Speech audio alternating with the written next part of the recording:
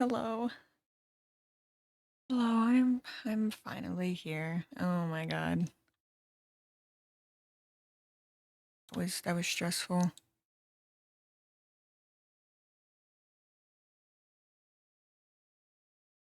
But I did it. I did my homework. Dude, that was rough. I'm not gonna lie.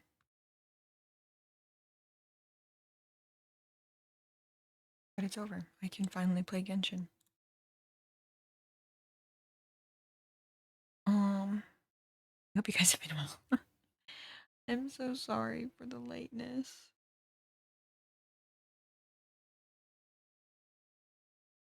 I don't really think there's anything to talk about.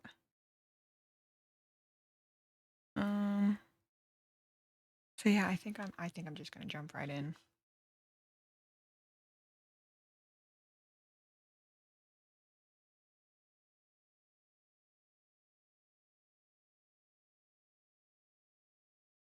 Okay, that.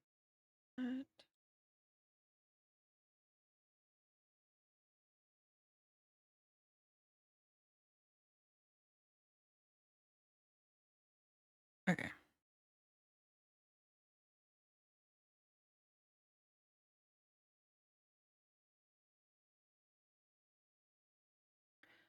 Oh goodness gracious.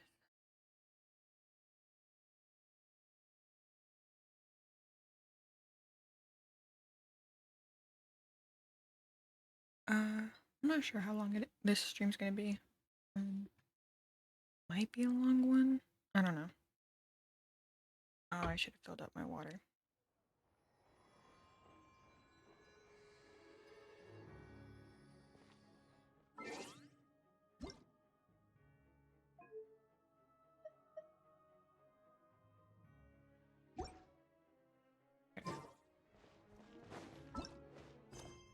Yeah.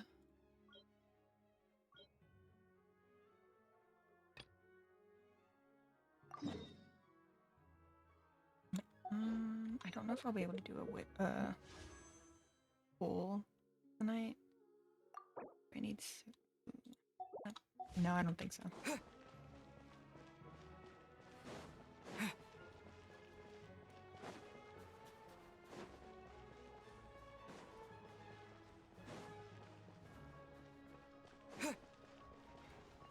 I did explore a little.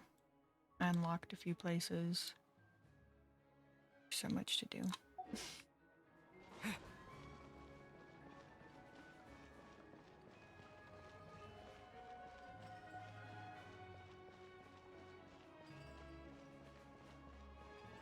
Okay.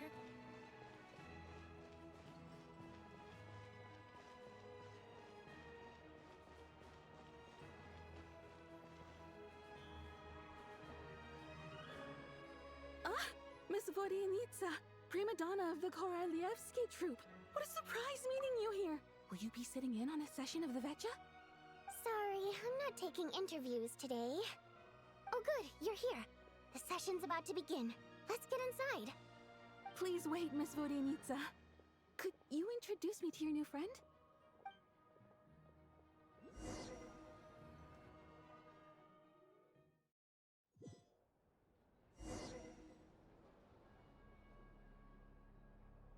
Shortly after you take your seat, the meeting of the Shesnograd Vetcha officially begins. Discussions on whether to extend Project Stuja are saved until the end. As the rooster Puccinella, I can't remember how to pronounce his name, oh my god, shares various energy-related statistics, the dull and lifeless room suddenly becomes very animated.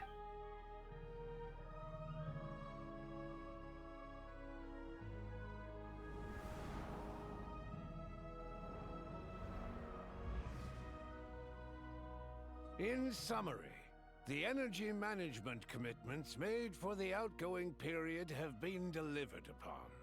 Furthermore, both the production and consumption of Kresnik Crystal show clear signs of stabilizing. The relevant agencies have assessed the present circumstances and determined that the status quo can be sustained until the next period. For detailed statistics, I would refer you to the industry reports that have been distributed to all persons present. It should also be noted that while the recent blizzards have led to a significant increase in people's energy expenses, this is strictly a short-term phenomenon associated with a remotely located monster.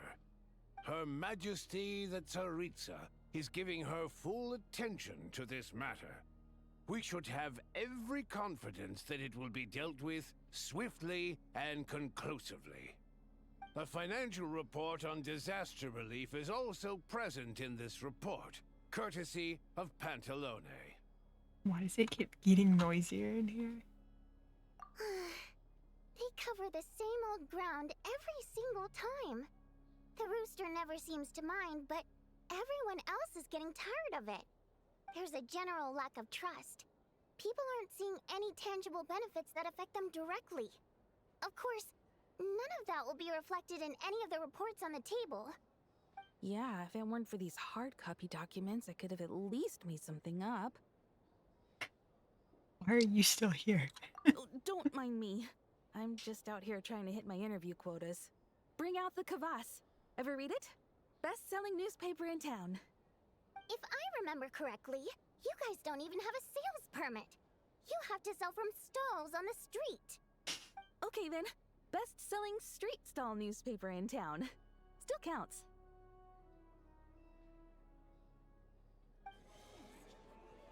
Order!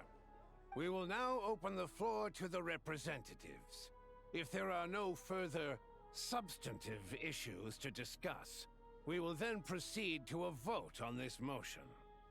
Snezhnaya has a long tradition of treating members of the Fatui armed forces and their dependents favorably. But recent surveys shows that Fatui families in remote areas have access to 15% less crystal than the average civilian family in Snezhnograd. It's been said many times before, but it bears repeating now. There needs to be a clear and consistent rationale behind how crystal is allocated, or we will soon face immense public backlash. Perhaps you wouldn't need to keep repeating yourself if you would hear me out for once. I say again, true consistency exists only in principle. In the real world, fairness is relative. You appear to treat resource allocation as a simple function of production and population. So what about when the equipment used in production breaks down? Have you factored that into your equation? And do you even know how long it's been since Snezhnaya last conducted a census? If I knew the answers to questions like that, I'm sure I'd be a very wealthy man. And I doubt I'd be going by child. I'd like to bring the focus back to the specific issue I raised. Or do you wish to deny that favorable treatment for Fatui dependents is our long-standing policy? It's easy to be a critic when there's no accountability. That seems to be a running theme in the anti-Project Stuja cohort. Defeat the ringleader and all other problems will magically resolve themselves. That's what they seem to think. But in case you aren't aware, not one jot in my report would change whether Project Stuja continues or not. So you have no intention whatsoever of finding a solution to this problem? On the contrary, I'm the only one here who ever brings solutions.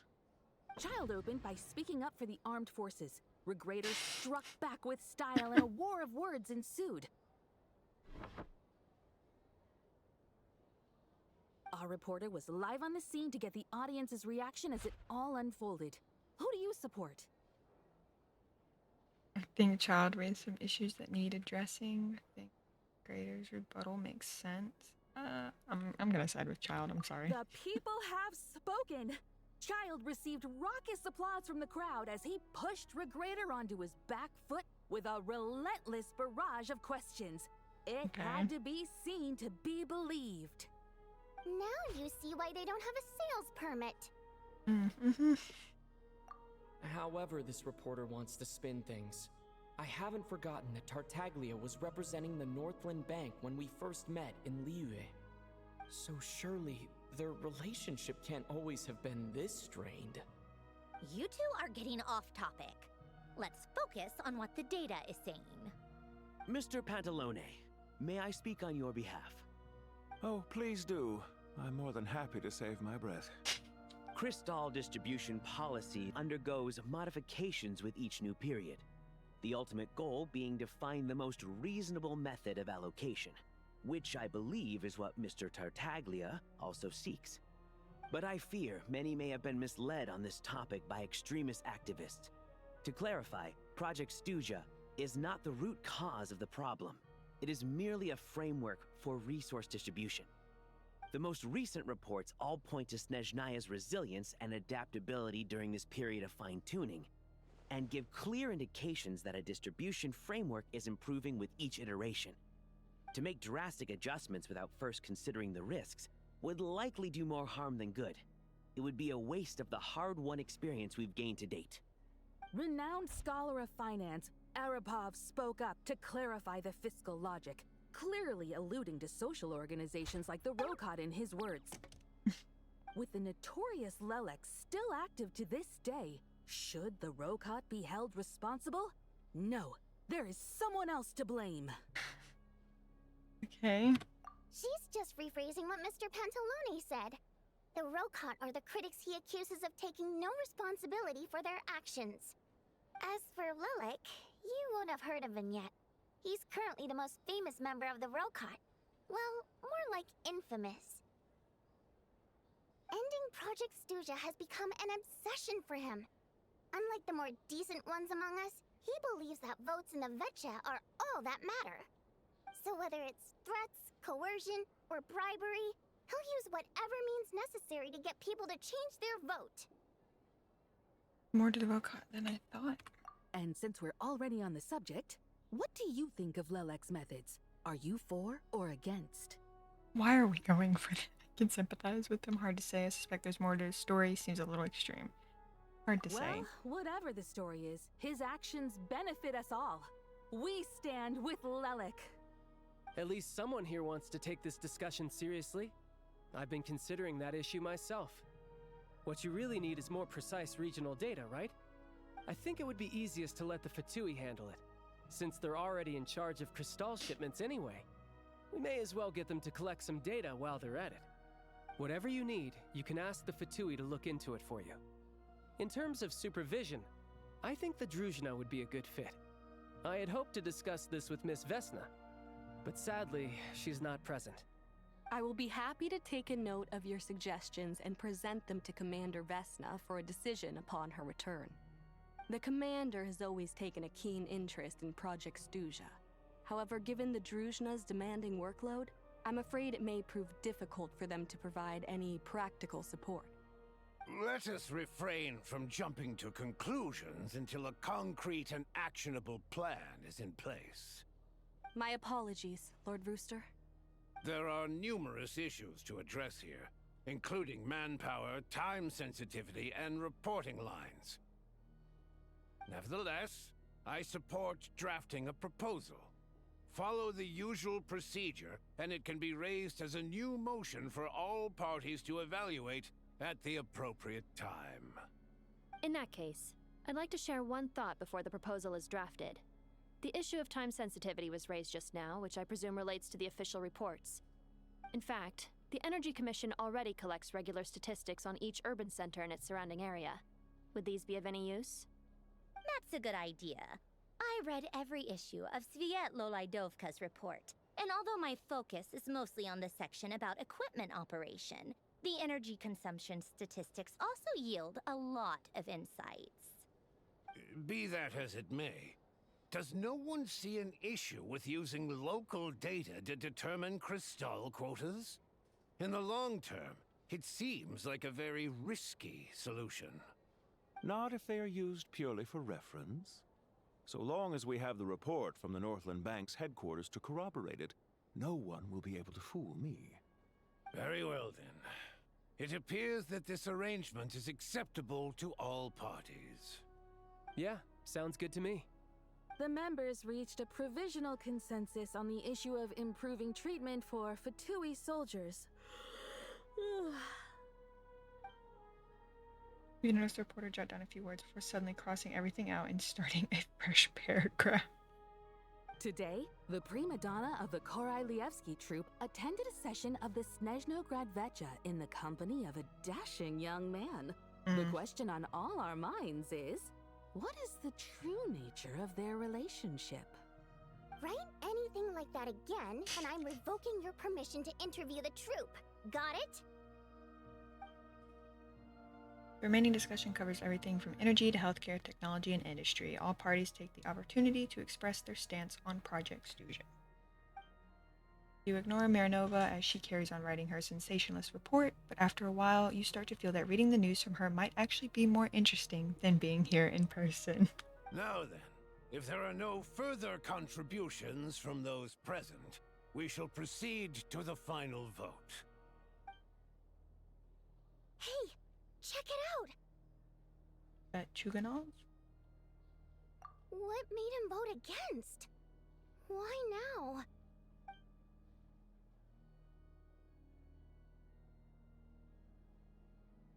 The votes have been tallied. Those in favor of continuing Project Stuja total 61%, securing a clear majority. That was too close. The margin has shrunk yet again. Chuganov was a huge loss. I'll bet Lelek is behind this. I wonder how Pulcinella will respond this time. Chuganov.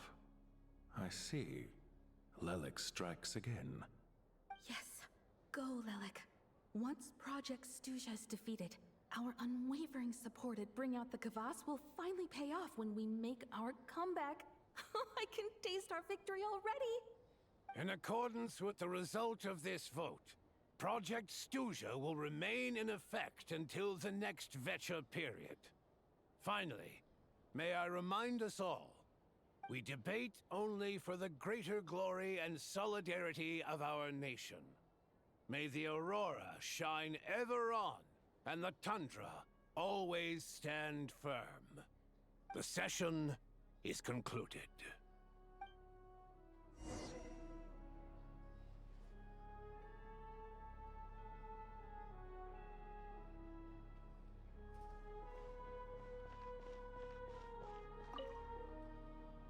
I have to say, I really wasn't expecting Chuganov to vote against Project Stuja. What's so strange about that? Well, in principle, Snezhnaya's business and political elites ought to be the ones least likely to oppose it. As we heard, Project Stuja is basically just a resource distribution framework that requires everyone to cut back during the winter. But even if the policy got cancelled, the Tsaritsa's energy needs wouldn't suddenly go down. The extra demand from the public would have to be filled from somewhere. So logically, the factories would have to take the hit. That explains a lot. I got a letter from Mr. Mitya just before today's session. He said he's confirmed that there are issues around overtime and excessive energy consumption at the Iskra manufacturing plant. In a situation like this, once the Rooster receives the report, he'll order the factory to halt production and submit to an investigation before issuing a penalty. But that's a week-long process, and thus didn't make it onto the Vecha agenda this time. I don't think he suspects anything so far. Got it. So for him, it's a choice between reducing production and stopping entirely. Exactly. And as you know, he's a very selfish person. I was originally gonna try and flip him after he received notice of the official sanctions. My plan was to convince him that the whole thing was completely unfair. Rather than just sit back and take the hit while his factory stopped production, he'd be better off voting to end Project Stuja.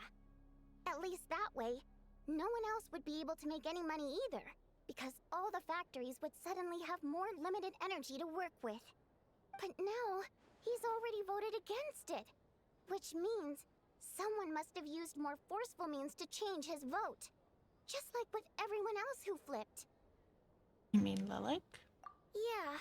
No one knows why Lelek is so obsessed with ending Project Stuja, but by the looks of it, he's inching closer and closer to success. Lelek must have strong motivations, given how he'll stop at nothing to achieve his goal. Maybe he knows the full truth of Project Stuja.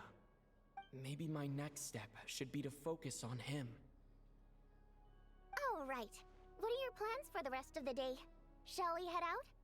Hey, comrade. I noticed you were here during the debate.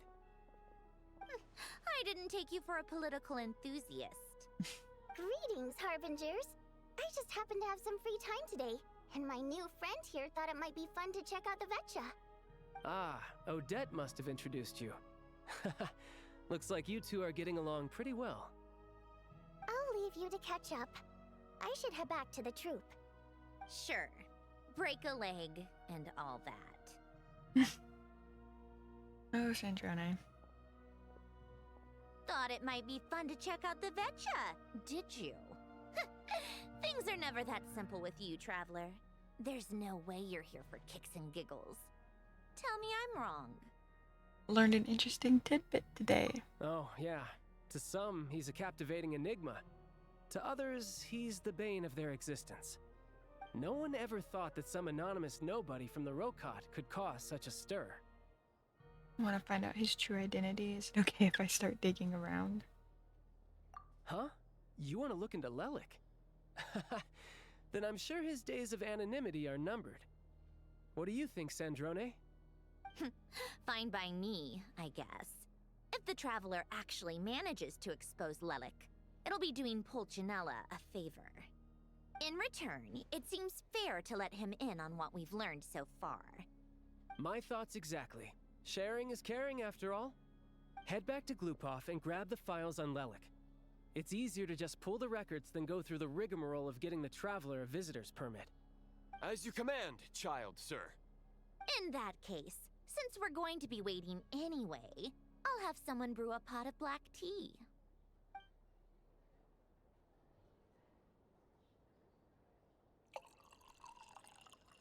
One common thread among the many incidents Lelik has been involved in is that the victims are all too scared to share any real information about him. Clearly, he must have threatened them in some way. His modus operandi is to silently infiltrate the scene and leave a threatening letter behind. But neither the letters nor the crime scenes ever yield any clues to his identity. So all these files have to offer are short statements by the people affected. They don't give us a lot to go on. If nothing else, it shows we're dealing with a trained professional who's versed in counter surveillance. Yes, and to that point, he often strikes in highly secure locations. The victims are high-ranking and influential people who take their personal security very seriously. Somehow, Lelik slips right into their rooms without making a sound. There's never any eyewitnesses, nor the slightest trace of a break-in. If he can get in and out undetected, it means he can strike without warning. Not that that's ever happened so far, but the thought is enough to scare these people sleepless. It's hard to believe that a human being could pull this off flawlessly every time, so they switched the focus of the investigation to Faye. Unfortunately, no one's found anything yet. Are you saying even you couldn't pull that off? Careful. Don't underestimate me. Although, truth be told, I'd probably find it hard not to blow my cover. Direct confrontation is more my style. We haven't ruled out the possibility of Lelik being human. It's just, there can only be a handful of people in all of Teyvat who'd fit the profile. They, on the other hand, plenty would have the ability, but few would have the motive.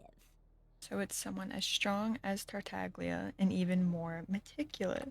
No, not as strong as me. You'll never find the culprit with criteria like that. Let's go with a little weaker than me. Nuviet or Skirk? There's no denying that Master is strong, but meticulous? We can only hope. He's just trying to find a reference point. Stop getting fixated on who's stronger than who. But that's the most important thing. I love Child. Anyway. All right, let's take it down.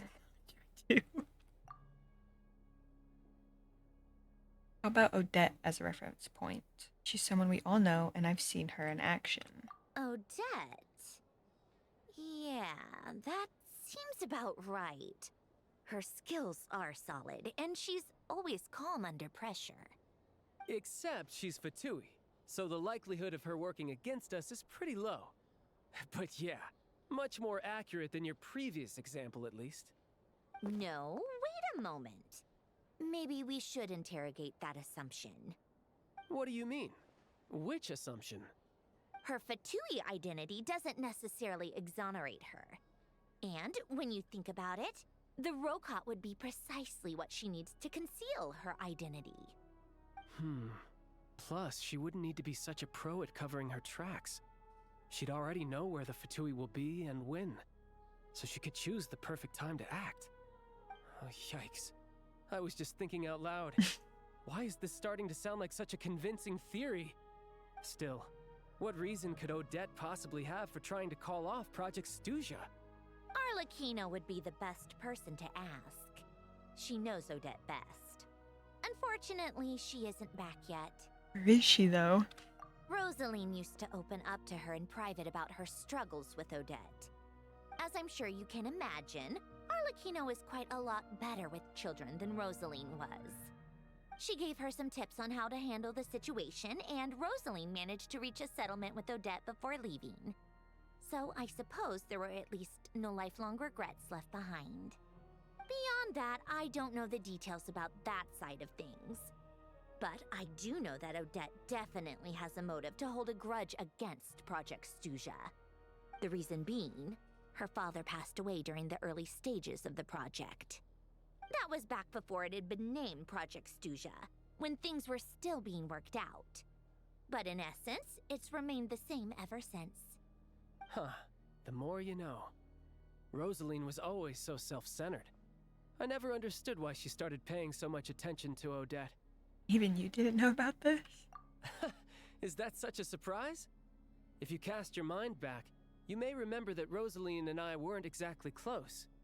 We had tea together a few times, but that was about it. Odette's past is no secret. Her father was a fatus and her mother was a very famous ballerina. On the surface, it looks like she followed right in her parents' footsteps. But the truth is quite a different story. After her father passed away on a mission, her mother was overcome with grief. She broke her leg during a performance and could never dance again. Odette was only interested in ballet at the time, but this tragedy left the family with both breadwinners gone. They could barely make ends meet. Per Capitano's policy, family members of Fatui who died in the line of duty had to be appropriately accommodated and provided with adequate assistance. So, regardless of how Rosaline may have felt about it, it fell to her to resolve the issue of Odette's family's livelihood. In the end, the solution they agreed upon was to have Odette join the Fatui. Right, because the alternative would have been a one-off compensation payment, I guess. In that sense, joining up was definitely the better option. Still, she must have had mixed feelings about it, right? If she doesn't even like the Fatui... It's just a theory, a possibility. But as a motive for Odette to become Lelik, it holds up. That said, I have no idea where Odette's head is at right now, or what her conflict with Rosaline was about. Plenty of people were on bad terms with Rosaline. I have no intention of trying to figure it all out. So Senora actually wanted to mend her relationship? Yes, but there's not much point in discussing that now. Yeah, back to Lelik. Since our investigations so far have turned up next to nothing, we've got nothing to lose by trying a new angle. Funnily enough, Tonya and I had actually made plans to go to the theater tomorrow to watch Odette's rehearsal. Unfortunately, thanks to this Lelik situation, I'll be stuck working overtime again. Which means you can go in my place. No point wasting the ticket, plus you'll get to meet Tonya. What's the rehearsal for? Spirit Seeker. Quite the classic ballet. It was passed down through Odette's mother's family for generations, though it hasn't been performed in years. But Odette's been practicing it diligently, and it's finally ready for a return to the stage. Excitement is through the roof. Tickets for the official performance sold out long ago. Tonya's excited for it too. She's desperate to see it no matter what. Personally, it's not really my kind of thing, but since she's my little sister, I had to figure something out. Aww. I've actually seen it several times before. The story's pretty straightforward. The lead character follows a trail of clues left behind by a spirit, gradually recovering her memories along the way. It's a tale of love and regret. So not exactly reinventing the wheel, at least by today's standards. But when that classic melody kicks in and the lead character begins to dance, it always gets me.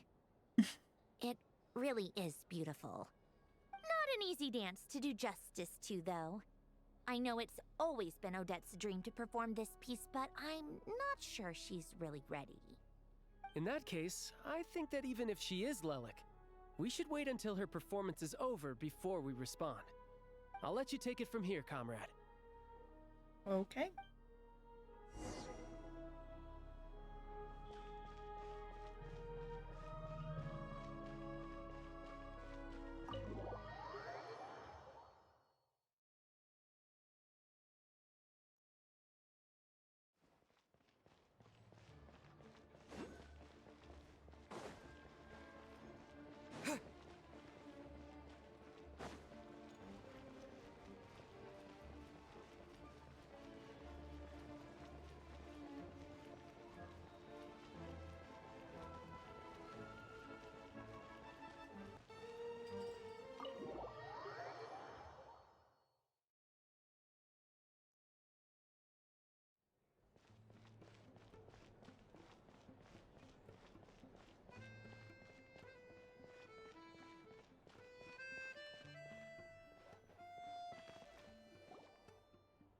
Sounds like you've made a ton of progress today. It's good that everything's going so smoothly. Next step is to head back to the theater and get a clear answer from Odette.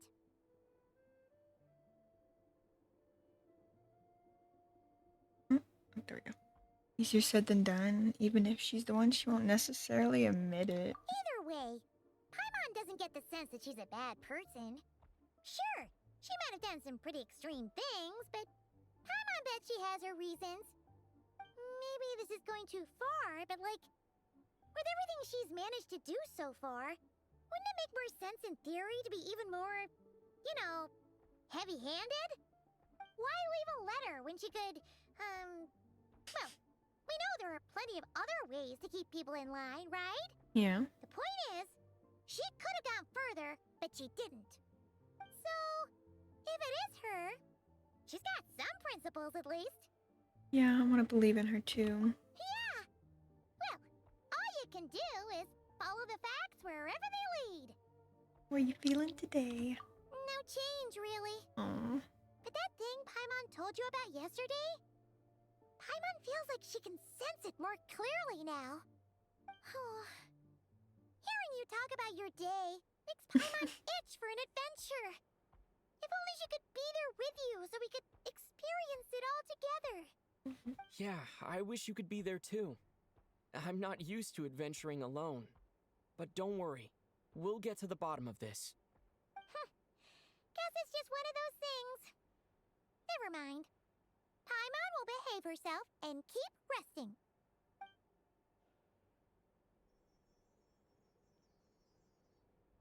If Odette is Lelik, she may well have inside information on Project Stuja.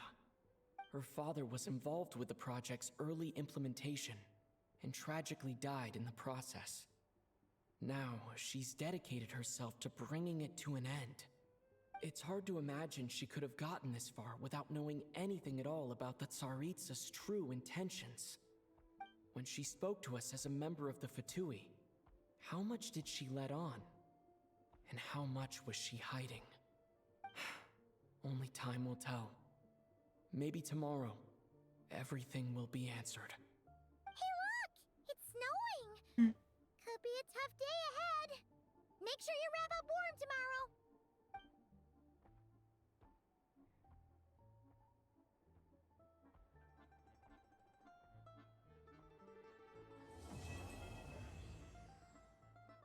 All right, on to Act 2.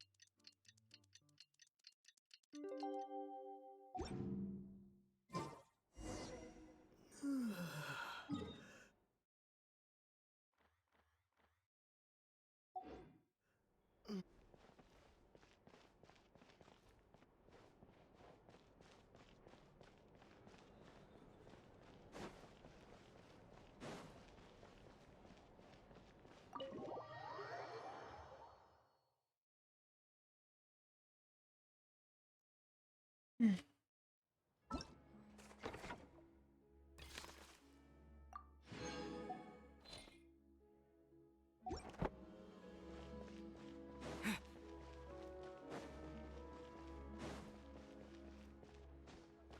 I can't just jump over him.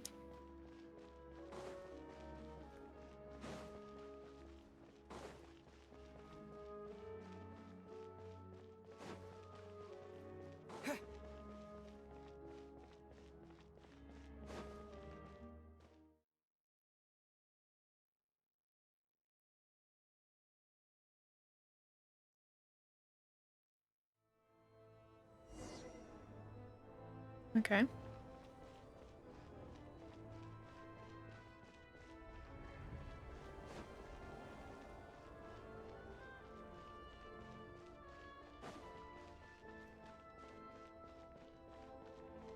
Okay.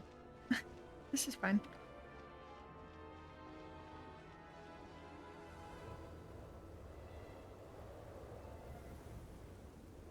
Ooh, it sure is cold today. I wonder how much heavier the snow's gonna get. Here to see Odette?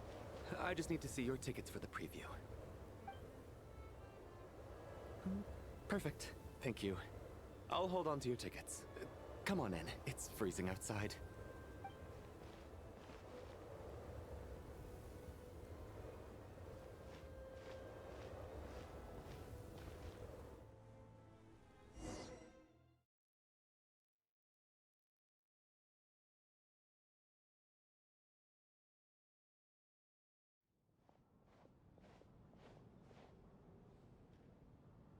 I think I'll leave the Lelic question until after the show's over. Then I'll go find Odette.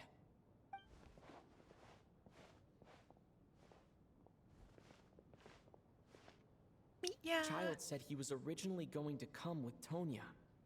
So I'm guessing Tonya's already here somewhere. Is there anyone here who looks like a Tonya? Let's see. It's a small audience. Makes sense for a preview. But wait, I do see some familiar faces. Mr. Chuganov's back again by the looks of it. Oh, and is that Mitya? And that Fatui officer, Valeri. Guess he must be playing cat and mouse with Mitya again. Yeah, where's Tonya? Oh no. It looks like the show's starting and I still haven't found Tonya. Never mind. I'll just have to take a seat for now and see if I can catch her afterwards.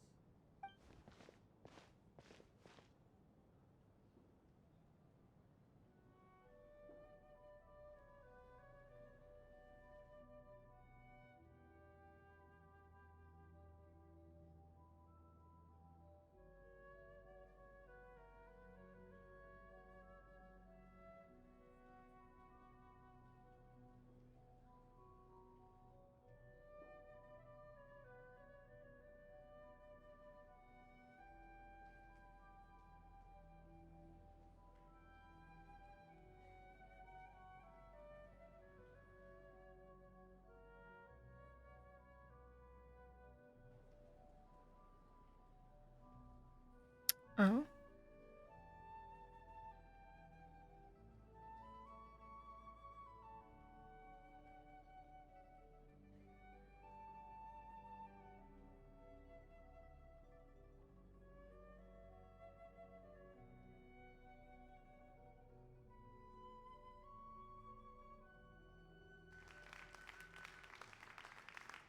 Okay. That wasn't. Hello, members of the audience. I'm a staff member here at the theater. Today's performance was a very special one for us, as it marks the first attempt in a long time to revive the classic Snezhnayan ballet, Spirit Seeker. To commemorate this occasion, we would love to take a group photo of the cast, crew, and audience members present today. Could I kindly ask the audience to please come up onto the stage? Why were they sitting all the way over there? All right, everyone, huddle in a little more. Now, look at the camera. 1, 2, 3.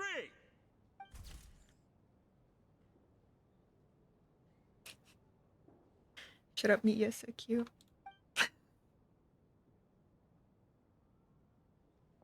Are you quite satisfied, Mr. Energy Scientist?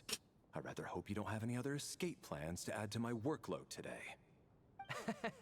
What are you talking about, Sarge? This was simply my way of inviting you to watch Miss Odette's new show with me. And wasn't the performance spectacular?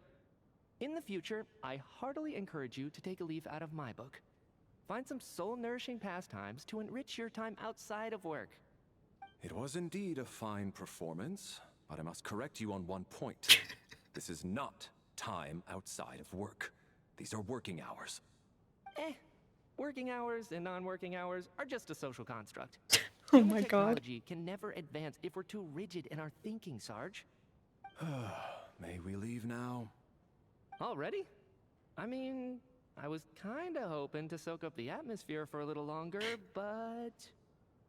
No? Okay, guess I'm pushing my luck. Didn't seem like too much to ask, but fair enough. Off we go then, Sarge. Back to the land of working hours. Lead the way. That has to be her. She's the only person in the audience around Tonia's age. Excuse me, are you Tonia? Huh?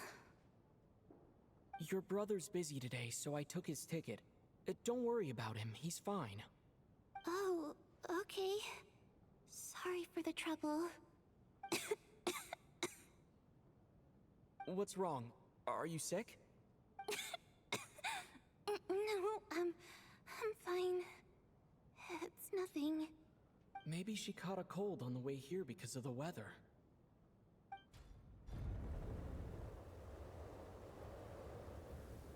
I haven't seen snow like this in a long, long time. It's most unusual. I know. It's completely white out there. You can barely see a thing. I've never seen such heavy snow in my life. Let's wait it out for now. You'd be lucky not to freeze to death in this weather, let alone find your way. Well, look at that. Of course he would be Maybe happy. we shouldn't be in such a rush to get back after all. What do you think? Let's wait and see. Why do you need to take it so seriously? Fate has given us this wonderful chance to take a break. We owe it to ourselves to make the most of it. Come to think of it, there's a small inn not far from here that always keeps plenty of extra blankets on hand for guests. I know the route well. Shall I head over and borrow a few blankets? That way, anyone in a hurry can wrap up warm for the journey back. Just remember to return them next time you're over this way. Sir, there's really no need to go to all that trouble. Hey, it's no trouble at all. Wait here, I'll be right back. What a kind gentleman. Very good. My wife and daughter are waiting for me at home, so I shall be heading back as soon as I get my blanket. So... Are you expecting us to go back to the Armory Palace wrapped in blankets too? Don't worry about that. I made arrangements in advance. Should I not return to the Armory Palace within 3.5 hours after Operation Showtime begins, an armed squad will be sent to collect us. Oh my god. They will escort us back. You are one of our key military personnel, so any weather-related risks must be eliminated. Operation Showtime? So, wait. Every single time you drag me back to work when I sneak out, it's a whole official operation? I gotta say, you've really turned this into quite a moral dilemma for me. It's snowing pretty hard out there. I think you should stay here for now. You seem a little under the weather. Sure. My brother might come pick me up in a bit anyway. Time to get to work. I should head backstage and find Odette. I need to look her in the eye and ask her about Lelik. Excuse me, are you looking for someone? I'm looking for Odette. Ah, a fan, I'm guessing? Today is just a dress rehearsal, so Miss Odette won't be meeting with fans. She's taking a well-earned rest right now. Sorry, but that area is currently off limits to everyone except the cast and crew. Bad timing, I guess. Well, I might as well stick around. Would I've gotten this? I doubt Odette will be leaving before the snow lets up in any case. Would I have gotten the same answer? An hour goes by, but the snowstorm shows no sign of stopping. I wonder if I chose Alyosha. Get a different... What happened to the gentleman who went to fetch the blankets? How has he still not returned? Oh no. I was thinking the same thing. It's still snowing very hard. Do you think something might have happened to him? Yeah, about an hour? Whatever the reason for his delay, I must say I hate nothing more than people who make empty promises and fail to deliver. Well, I have to treat my employees like that on occasion, but that's different.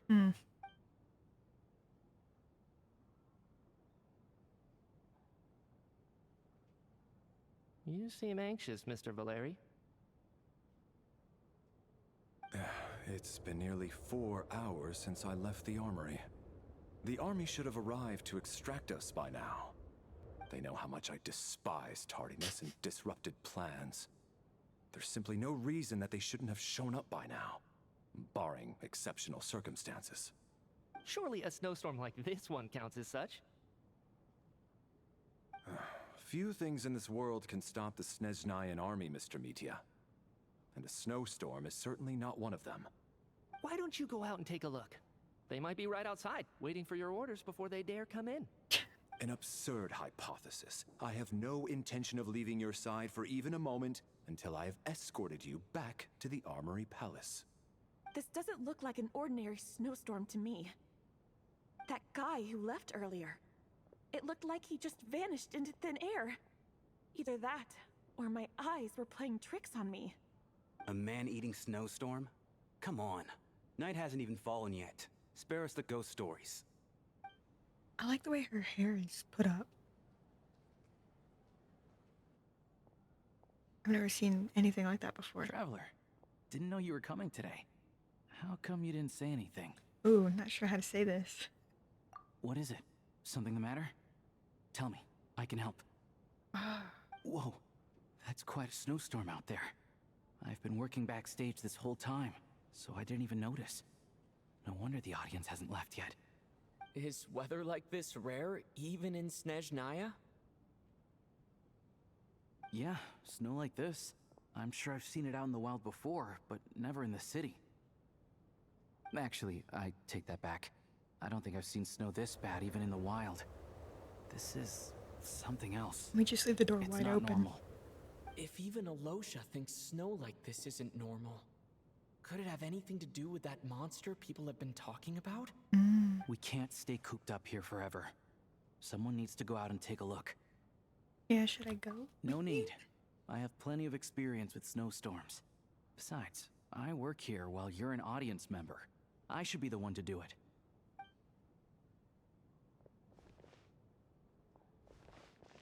Everyone by the door. Careful not to let the snow soak into your shoes. In a snowstorm, you gotta look after your toes above all else. Heading out, my man? Be careful. I've been told the snowstorm eats people alive. Thanks for the advice. I am planning to be careful. I just want to take a quick look at the situation out there.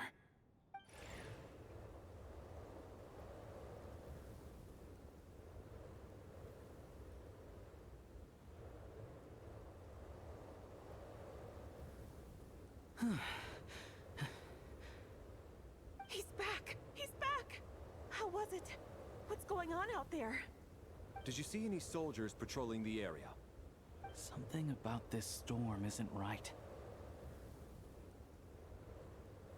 There's no one out there. I didn't see a single soul. And something in the air gives me the creeps. This isn't your average snowstorm.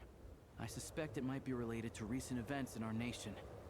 I strongly advise everyone to stay here until the snow dies down. Are you serious? So all of us are trapped here now? That sounds a little far-fetched to me. You want to go outside and see? I, for one, am not risking my neck in that weather. This just turned from a minor delay into a major hassle. We can only hope that our friend who went to fetch the blankets just ditched us and went home. Is it really that bad? But my daughter, I won't be able to read her a bedtime story tonight. Huh? What are you all still doing here? Whoa! It's snowing hard. The cast and crew from backstage are quickly brought up to date on the situation. So now we're stuck here? Oh, this is terrible. Luckily, it was just a dress rehearsal today, so there aren't too many people here. On the bright side, The theater's always well stocked with supplies. If the snow still doesn't let up as we get into the evening, you can spend the night here, everyone. At least, I assume that's alright? Odette? Fine by me. This seems like a sensible backup plan under the circumstances. My thanks to the theater for being so accommodating. What are you staring outside and praying for, my man? You anxious to get home too? Oh, Your Majesty the Tsaritsa, I beg you, please do not let tonight's snowstorm stop. I'm sorry? This is a golden opportunity to spend the night under the same roof as the 2 top stars in all of Snezhnaya. It's a once-in-a-lifetime experience. Okay. I think I've changed my mind.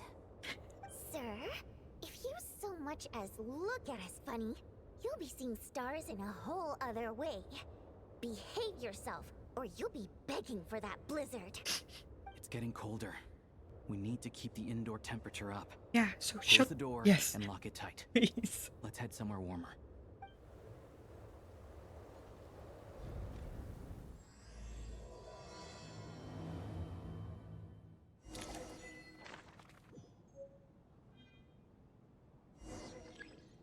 Click the.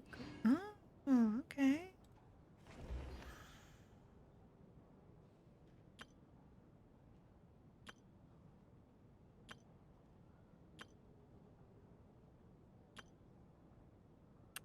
It's me.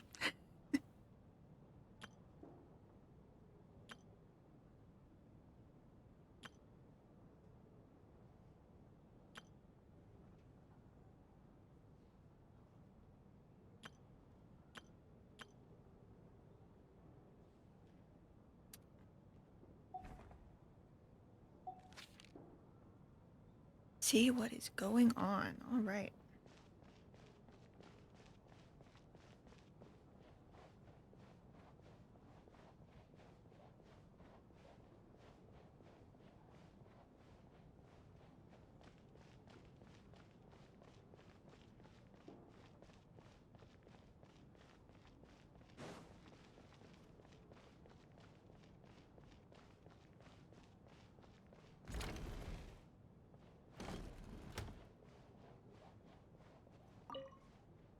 And then there's the aristocrats. Easiest of all to deal with. You don't need to use any force whatsoever. All you have to do is show them the rope you plan to tie them up with. Do you know why? What? I don't. Do tell. Because nothing horrifies them more than the thought of a cheap, coarse rope leaving creases on their precious million Mora coat. They'll do whatever you ask to avoid that fate. Okay. Unexpected, but funny nonetheless. Tell me another one. Oh, look at that. I got myself a new listener. Hey there. Let me introduce myself. The name's Shram, and I'm a mercenary. The kind that gets paid to do odd jobs for rich folks. And Hi, I am hello. Chuganov, I've an been good. How entrepreneur. about you? If my name is unfamiliar to you, you will no doubt have heard of my factory, the renowned Iskra manufacturing plant. I'm May. Are you really that famous, Mr. Chuganov? How come I've never heard your name before? Excuse me? Yes, hello, Is hello. that a joke? Or are you being serious? Oh, I'll have to ask my rope later. He's probably tied up more entrepreneurs than I've ever heard of. I like him. Been good, but class has been taking all my energy. Oh, don't even get me started. I almost didn't stream because I had an assignment due tonight and I was struggling to finish it.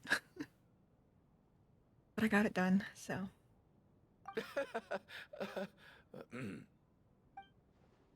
Okay.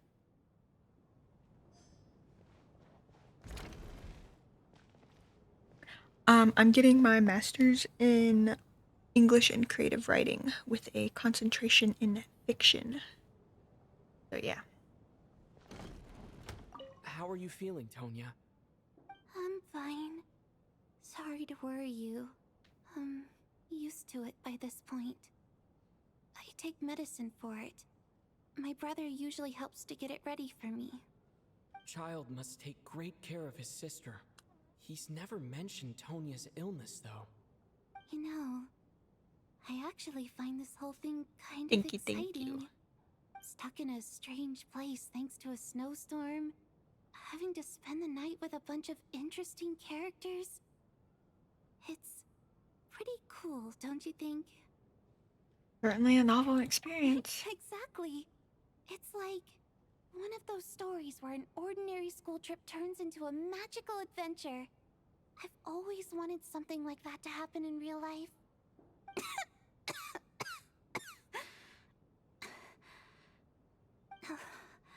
I'm fine, really.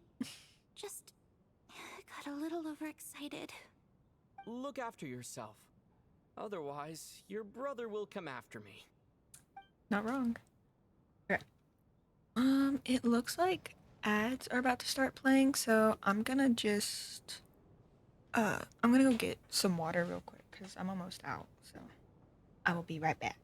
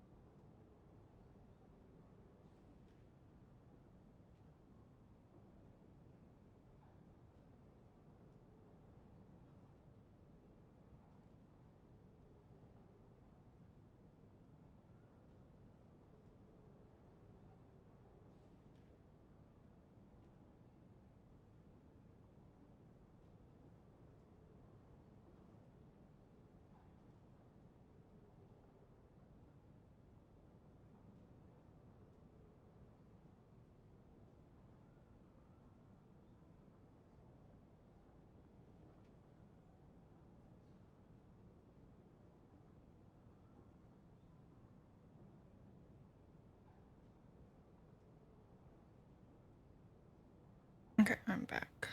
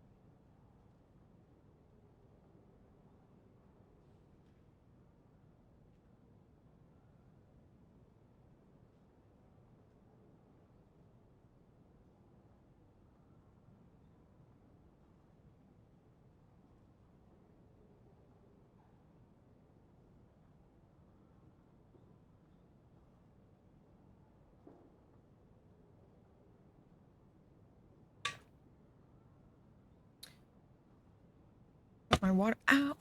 Oh. Sorry, I just hit my elbow. That's water, and I got a little snack because I have a feeling I am not going to be able to leave this Archon quest. So. Okay. Alright, let's get. My husband has major trust issues. To him, I doubt even this snowstorm is a good enough excuse for me to stay out all night. That's the price of marrying into wealth.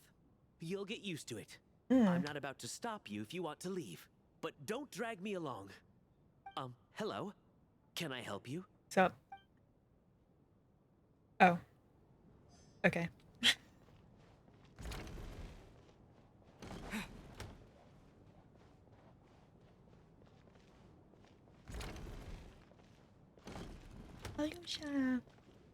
Wait.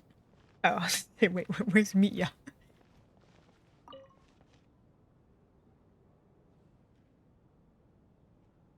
I don't think it's ever been this lively backstage before.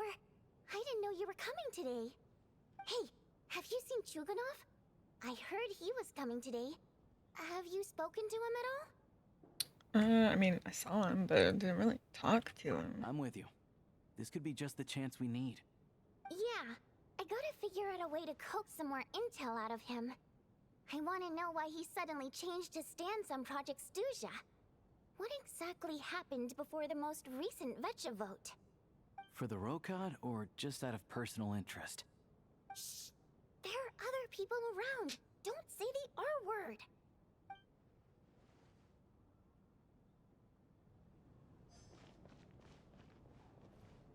I have to say, even though today was a rehearsal and there were some hiccups along the way, Miss Odette's performance was one of the best I've ever seen, even compared to an actual show. I couldn't agree more, especially considering the weight of the subject matter. It takes a truly seasoned professional to do justice to a theme like love and regret. Do you think we were coming on too strong? Odette's ignoring us again. Oh. What about you? Again? What did you think of today's performance? I wasn't paying much attention. I think you could be a bit more expressive. Ugh. Consider me a new fan. Oh my, that's very flattering of you. Thank you. I'll make sure to save a ticket for you when the show's performance ready. This doesn't seem like the time or place to bring up the subject of Lelik. I need a chance to speak with her in private.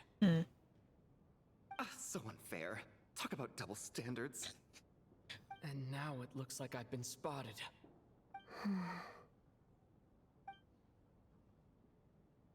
You know Mitya too? No, I don't. I just have a feeling that he might be dangerous. What? That sweet little baby? No. Oh, not Mia. This is highly irregular. A delay of over an hour during an operation like this theoretically warrants a Harbinger-level response. I wonder what the issue is. The storm, or something else. Sarge, the day you learn to let go and just enjoy moments like this is the day you'll finally understand the meaning of life. Ah, why, hello, sir. I believe you were the one sitting at a nearby table back at Podvorye restaurant. Oh, he remembers Any us. friend of the theater star performers is a friend of mine. It's a pleasure to meet you. I'm Mitya from the Energy Commission. Hello, hello. Greetings. Major Valeri, head of the Special Assignments Battalion. Armory Palace Royal Grenadier Guards, 1st Regiment. I am here to ensure Mr. Mitya's personal safety. Please let me know if I can be of any assistance. I'm May. I'm delighted to meet both of you. Mr. Traveler, I cannot help but notice that Miss Odette is stealing glances at me. Any idea what that could be about? Okay, so she's not being subtle. I've racked my brains, but I can't think of anything I might have done to offend her. Perhaps she noticed me spacing out during her performance? No idea. Keep racking those brains. You'll figure it out. You mean I really did do something to upset her? Well, thanks for letting me know. Hello, hello. So, Mr. Mitya, is your work related to Project Stuja? Yes, that's right. Oh, don't be subtle, The okay? higher-ups in the Fatui transferred me from the Energy Commission to the Armory Palace because they wanted me to... Yes, I did. Really? I did. I can't even talk about that? Pretty sure it counts as part of my private life. All right, I won't say anything. Sorry, Traveler. As you can see, I'm afraid this pleasant chat will have to end here. Oh, I still want to talk to him, please. Please. Aw, time flies by as people make lighthearted conversation. Okay, cool. Didn't get to read that all. No change from this afternoon. Heavy snow with no sign of slowing down. May I have your attention, please? The storm is unlikely to stop tonight, and it'll be even more dangerous outside at night than it was during the day. We at the theater owe everyone here a duty of care. Therefore, we strongly suggest that you stay on site overnight and avoid going outside unless absolutely necessary. In a few short moments, we'll give you a tour of the theater's various quarters. You can choose to sleep in the VIP room, the office, or backstage. Or on the stage if you'd prefer. We won't mind. I'll pass on sleeping on the stage. What if the snow is stopped by tomorrow morning? The early birds in the audience might think we're part of some experimental new show. A drama about sleeping? That could be fun. Maybe we could come up with a title for the production. Slumbering heavenly principles? Nah, it's crazy. What? Gotta admit, I didn't get that one. Anyone who doesn't wish to sleep on the stage, please follow me. I'll show you to the rooms.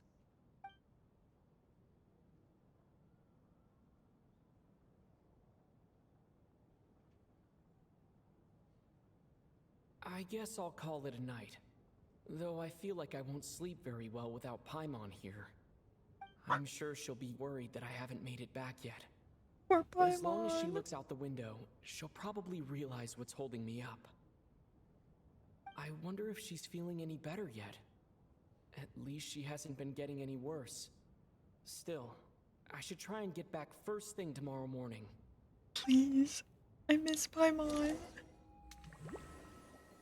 Oh no. Something's happening.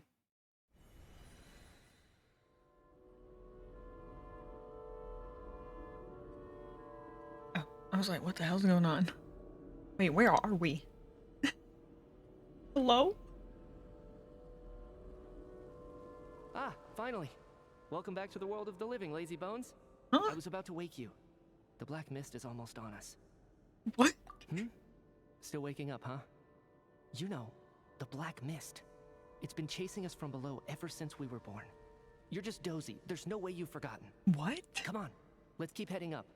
Onwards and upwards is the only way to survive. Don't listen to a word those black mist cultists say. Here we go again.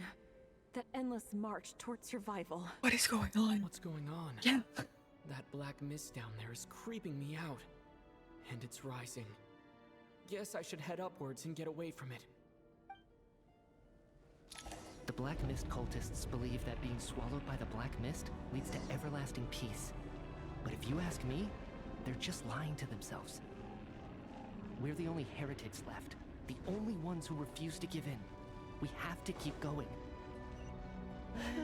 Okay. But how do you actually know that they're wrong? Damn, this boy runs fast. Dangerous question there, Torgov. The moment your faith wavers, you start a chain reaction that ends in the collapse of your will. Put the question out of your mind. Stay strong and believe that the black mist means certain death. Okay, but it's not my mind that's the problem. My body's about to give up on me. It's already starting to falter. Oh, okay. I can't do this anymore. I've had enough of being forever on the run. What's the point of it all? All this will pass eventually, I promise. Keep fighting. It will be worth it. You accuse the Black Mist cultists of being liars. But you're lying too. There is no end to this path. It keeps going up forever. There was never any hope to begin with. The cult of the Black Mist has poisoned your mind, Sobolova. Are you thinking of giving up as well? I am. I think I'll take my chances with the Black Mist over this perpetual torture. As much as I detest the Black Mist cultists, I'm just too weary. Then I bid you both farewell. Let me put my personal opinions aside for a moment and say, I hope that you both find peace within the Black Mist. Yeah, so we're just gonna give up on him? Fate always appears so impossibly complicated. But at moments like this, its raw simplicity is laid bare. Their fate was sealed from the instant they entertained doubt. From then on, the outcome was both inevitable and irreversible. Let's go. What is going on?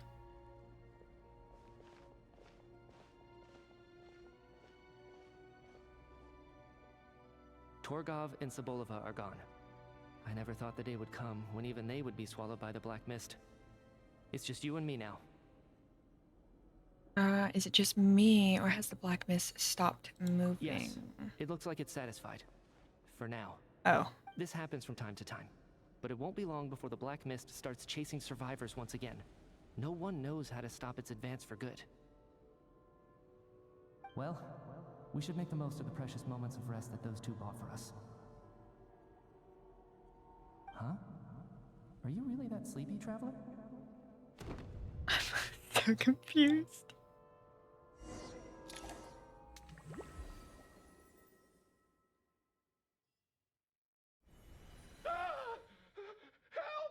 Somebody, come quick! What is it, Chuganov? What's wrong? Is it morning already? What's all the commotion? Sounds like it's coming from next door. I should check and see what's going on. Okay. Oh, okay.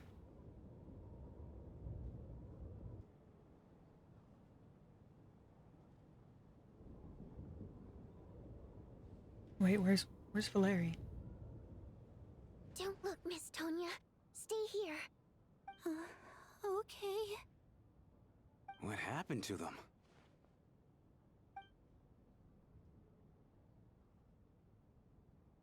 Oh no!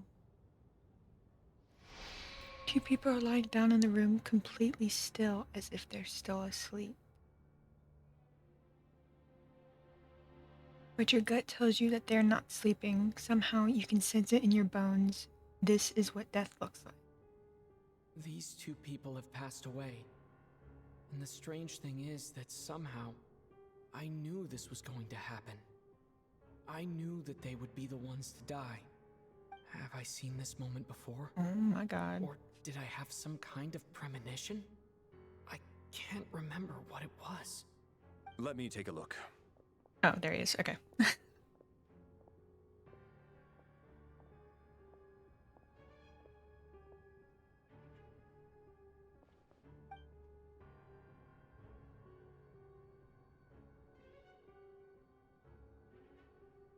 No vital signs in either of them. They're dead. The cause of death, however, remains unclear. No wounds on the bodies, no signs of a struggle, and no skin discoloration caused by the buildup of toxins. But just last night, they were chatting and joking away. This is so sudden. Could they have had pre-existing medical conditions?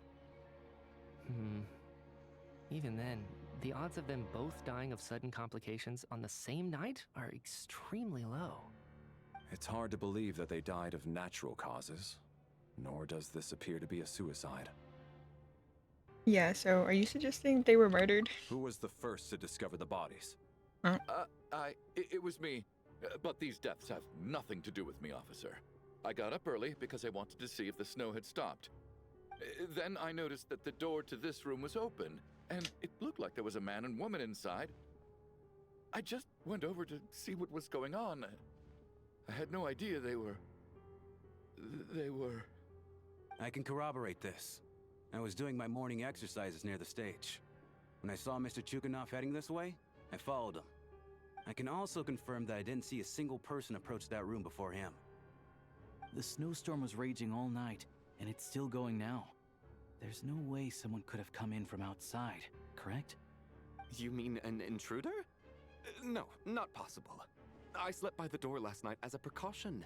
There's no way I wouldn't have noticed if anyone had tried to Wait, open it. Mitya was with us. No. Everyone, split into pairs and search the theater for anyone in hiding or any signs of suspicious activity. I'll follow up with a full search of my own shortly. Go. There is no time to waste. Pair it with Tonya. After a thorough search, you're satisfied that no one else from outside the group is in the theater and everything is exactly as it was left last night.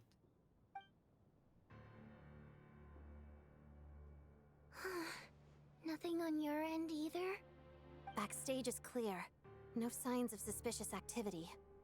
We checked the basement. Also clear. I don't think there's anywhere here that a living person could hide. Didn't find anything either. Are we certain that the theater doesn't have a back door? Or any tunnel or passageway wide enough for a person to fit through? No, there's nothing like that. If people were sneaking in through some secret tunnel to avoid buying a ticket, we'd have sealed it off ages ago. I also checked the windows. All of them are locked from the inside, and there's no sign of anyone entering or leaving. It sounds like we can safely rule out the intruder theory. If anyone came in during the night in this weather, there'd be no way for them to avoid leaving footprints or water stains. This can only mean one thing. It's like one of those murder mysteries you see in novels Yep. and plays, isn't it? The ones where the killer is one of us. We can't quite jump to that conclusion just yet. Could he be right? It's hard to imagine something like that happening in real life. Set in a theater during a snowstorm, a murder takes place, and the killer is among us. It's such a classic trope that it seems unbelievable. Looking at who the killer targeted and the clean entry and exit, it all adds up. I know what this is. It's obvious now that I think about it. What is? What have you figured out? Both victims were wealthy, well-known local merchants. And the door was deliberately left open so I would discover the bodies and witness the crime scene first thing in the morning. Oh, okay. Such ruthless methods. This was your doing, wasn't it, Lelik? Oh. Lelik? You mean Lelik is among us? And he's the killer? Lelik. I know this code name. Member of the Rokot, anti-Project Stuja. Always works alone. I've read the case files at the Armory Palace. Walk me through your reasoning, Mr. Chuganov. What do you know about Lelik?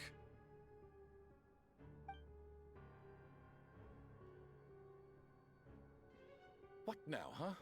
What now, Lelik? What more do you want from me?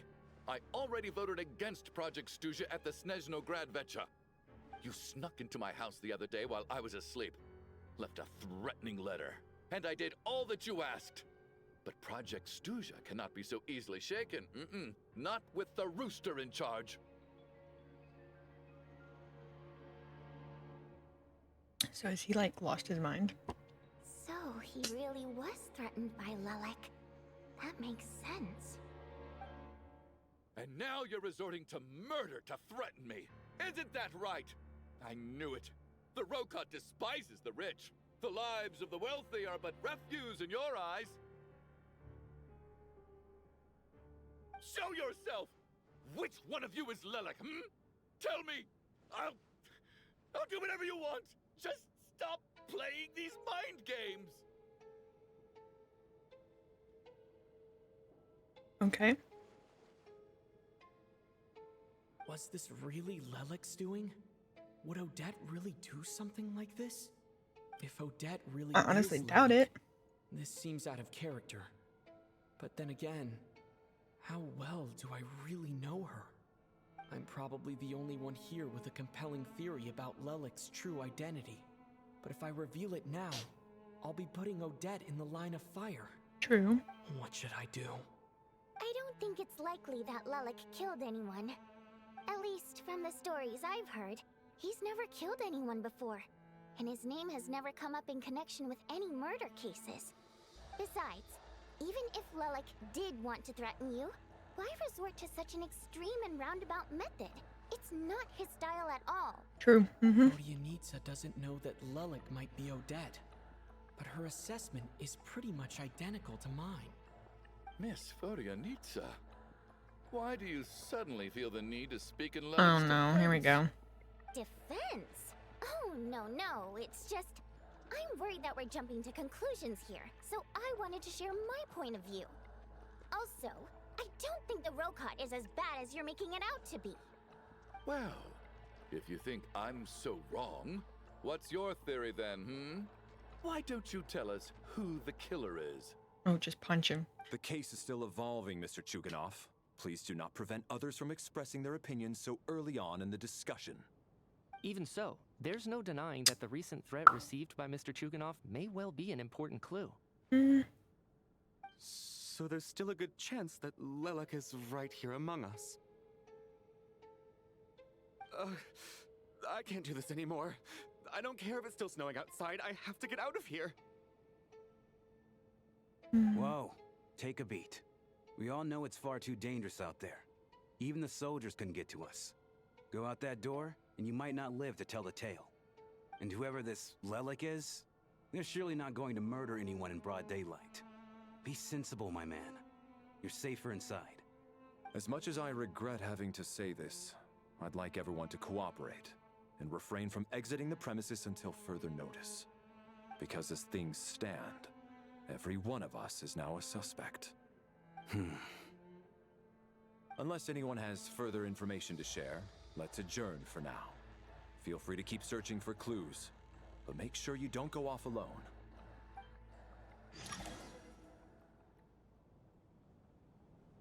Okay. Discuss Odette's situation.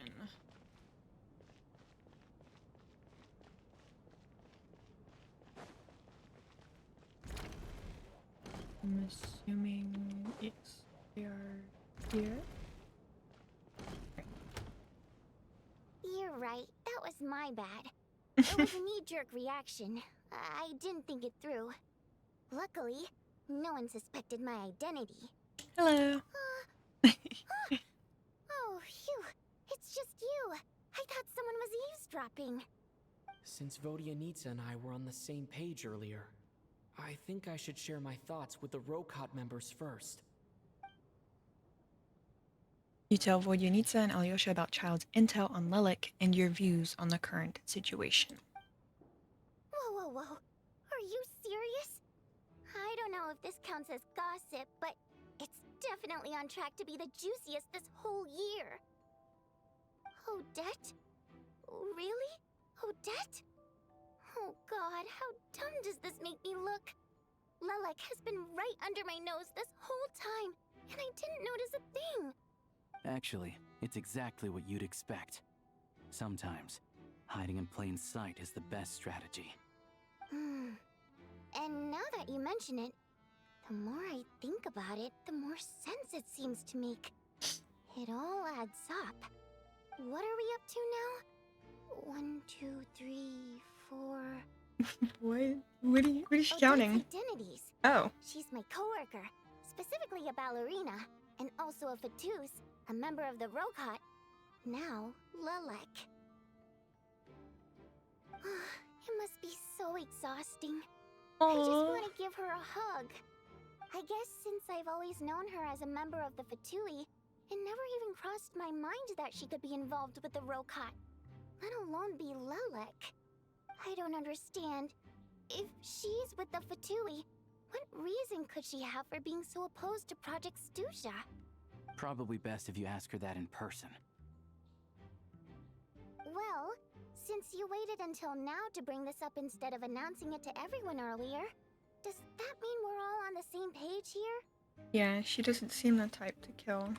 Yeah. Lelik may not follow orders from the Rokot leadership, but as far as I'm concerned, she's never crossed the line. If anything, her actions benefit the poor. We need to confront her face to face. Do you think she'd really admit to being Lelik? Honestly, I doubt it. I don't know. We'll have to see how it goes. For now, we'll work on the assumption that she didn't kill anyone, and see how much she's willing to tell us.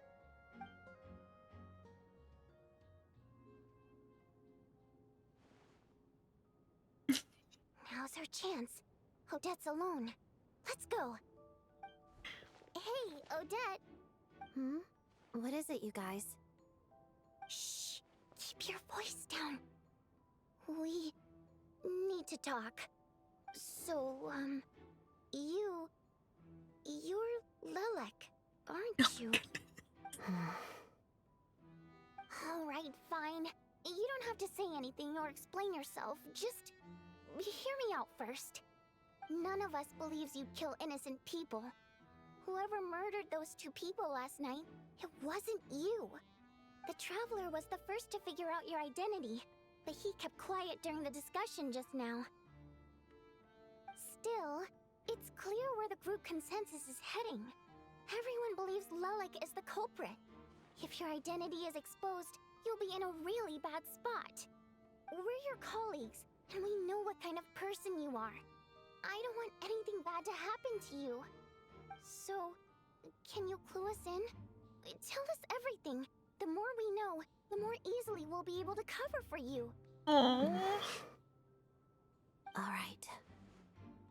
Yes, I'm Lelik. And no, I'm not the murderer. And thanks, but I don't need you to cover for me. Actually, I'm planning to reveal my identity. Huh? You're gonna reveal that you're Lelik? Here? That's right. I'll admit I was surprised at first when Chuganov guessed that I was here. It was just a lucky guess, but it caught me off guard. But after taking some time to assess the situation and confirm where everyone stands, I don't believe I have anything to worry about. Are you sure you don't need a second opinion? Given the circumstances... Mr. Valeri!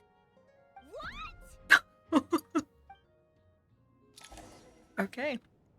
Valeri gets everyone to reconvene. Odette gets straight to the point and announces that she is Lelik. Okay. So... Odette is Lelik?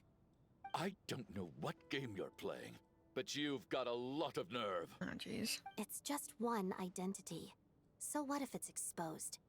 I can disappear and adopt a new identity anytime I please.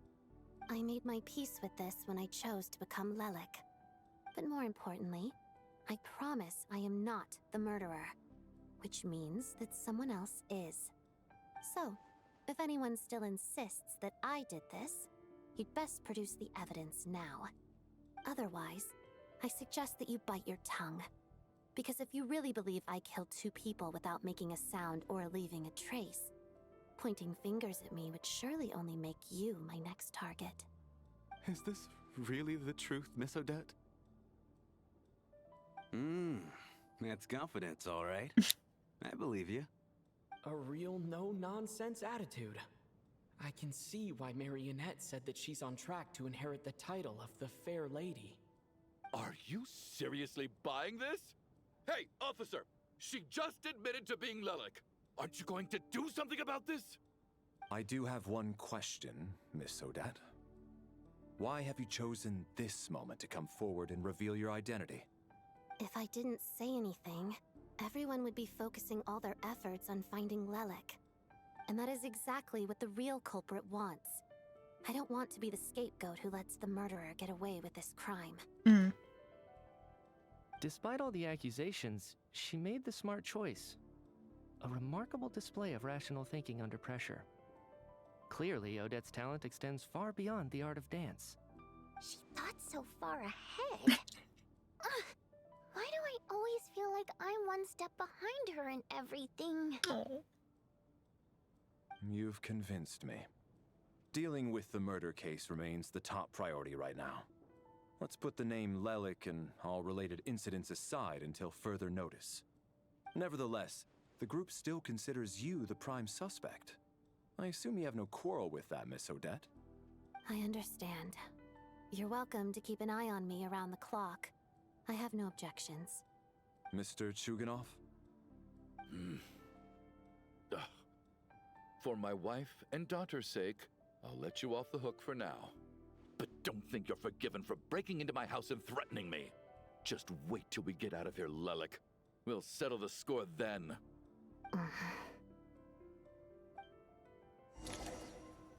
Okay.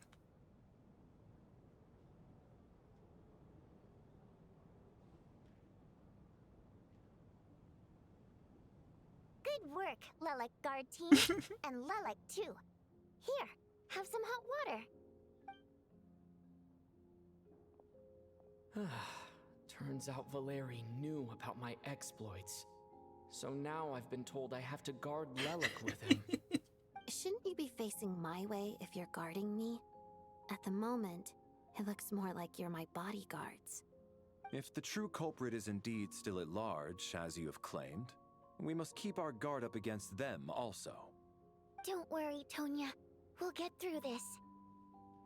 Once the snow stops, the officials will step in. The investigation will get easier, and then we'll be safe. But once the snow stops, won't everyone just leave? You're gonna miss us, huh? Well, some of us work at the theaters, so we'll still be here. I'll even give you a special backstage pass. Really, Miss Vodyanitsa? That's awesome! You've made a fan for life. Aw, you're so cute, Tonya. All right, let's swear to it. I promise to give you the pass, and you promise to never change your mind about being my fan. Shut up, she's adorable. Don't indulge her, Tonya. You don't have to swear an oath over things like that. You really do get carried away sometimes, don't you, Miss Vodyanitsa? Hey, mind your own business.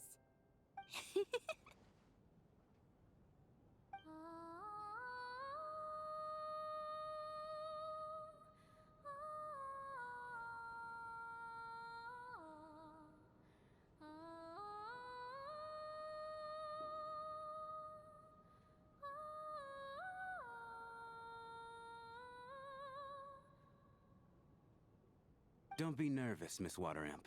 Everyone's here. There's nothing to be afraid of. Excuse me? Do I look nervous? Don't be ridiculous. No. You sound nervous, lass. Oh. Wait, but how... Okay, plenty of people know that I'm a water imp, but still... How come you understand our primary mode of expression? Primary mode of expression. I've not come across that concept before. Do enlighten me, Vodyanitsa. Well, it's just... We water imps tend to communicate our emotions to each other by singing, rather than facial expressions. The emotions we convey through song take precedence over our facial expressions. So, we think of it as our primary mode of expression.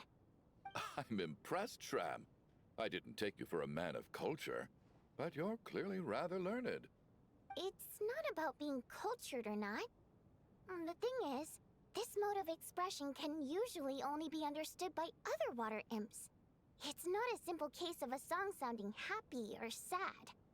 And yet, you're clearly human, Mr. Shram. It's really not the big deal you're making it out to be. I think I just have a knack for it. Plus, I have a... very close friend who's a water imp. A delightful lady. But keep that a secret. Anyway, we spent so much time together that before I knew it, I noticed I could understand her expressions. Oh, I guess that makes sense.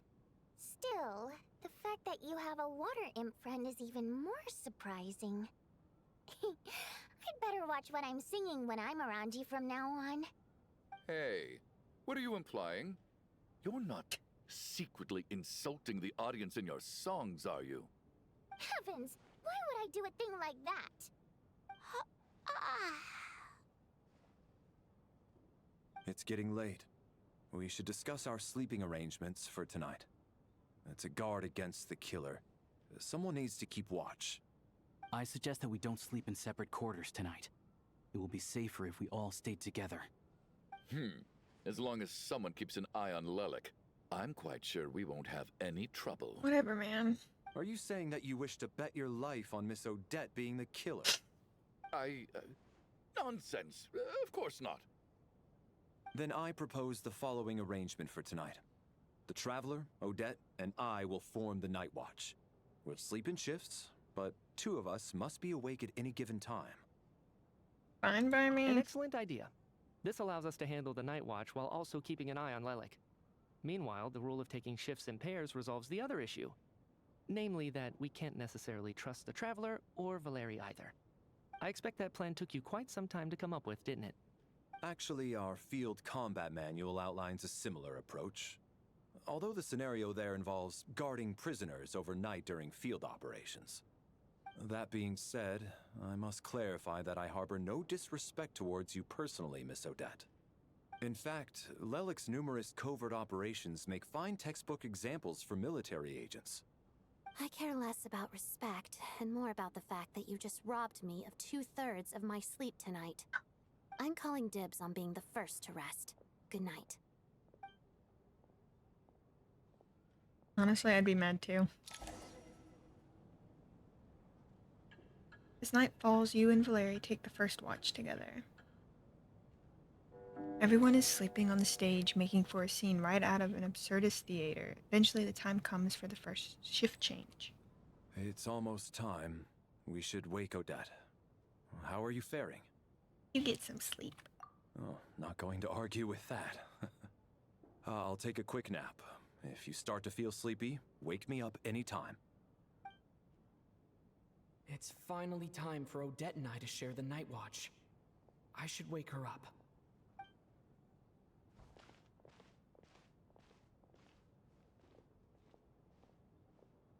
I came here to get information from her in the first place.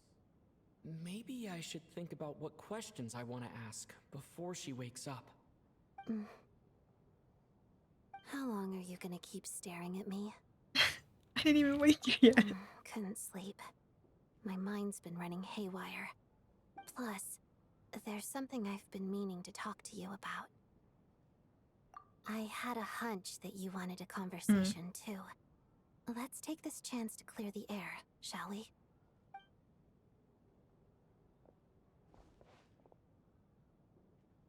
I just had a simple question for you, really.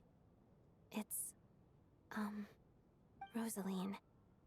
In her final moments, did she have any last words or anything? All happened so fast, honestly. I see. Well, that was all. I have no other questions.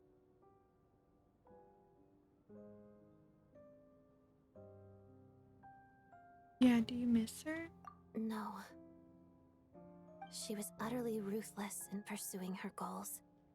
That kind of person should be hard to miss. And yet, even though I never approved of her methods, and she was an abrasive person, the fact remains that I am indebted to her. I heard a little about that from Syndrone. Oh, she told you. I guess that makes sense. I think she and Rosaline were on pretty good terms. Still, she didn't know the full details. Yes. Rosaline wasn't the kind to gossip about this sort of thing. Not that it's any huge secret to me, though. When I was a child, I had to join the Fatui for the sake of my mother and me. I trained under Rosaline. It was extremely grueling, and it didn't exactly come naturally to me. All I could do was try to ignore the biting cold and practice. Hold on, I'll be right back.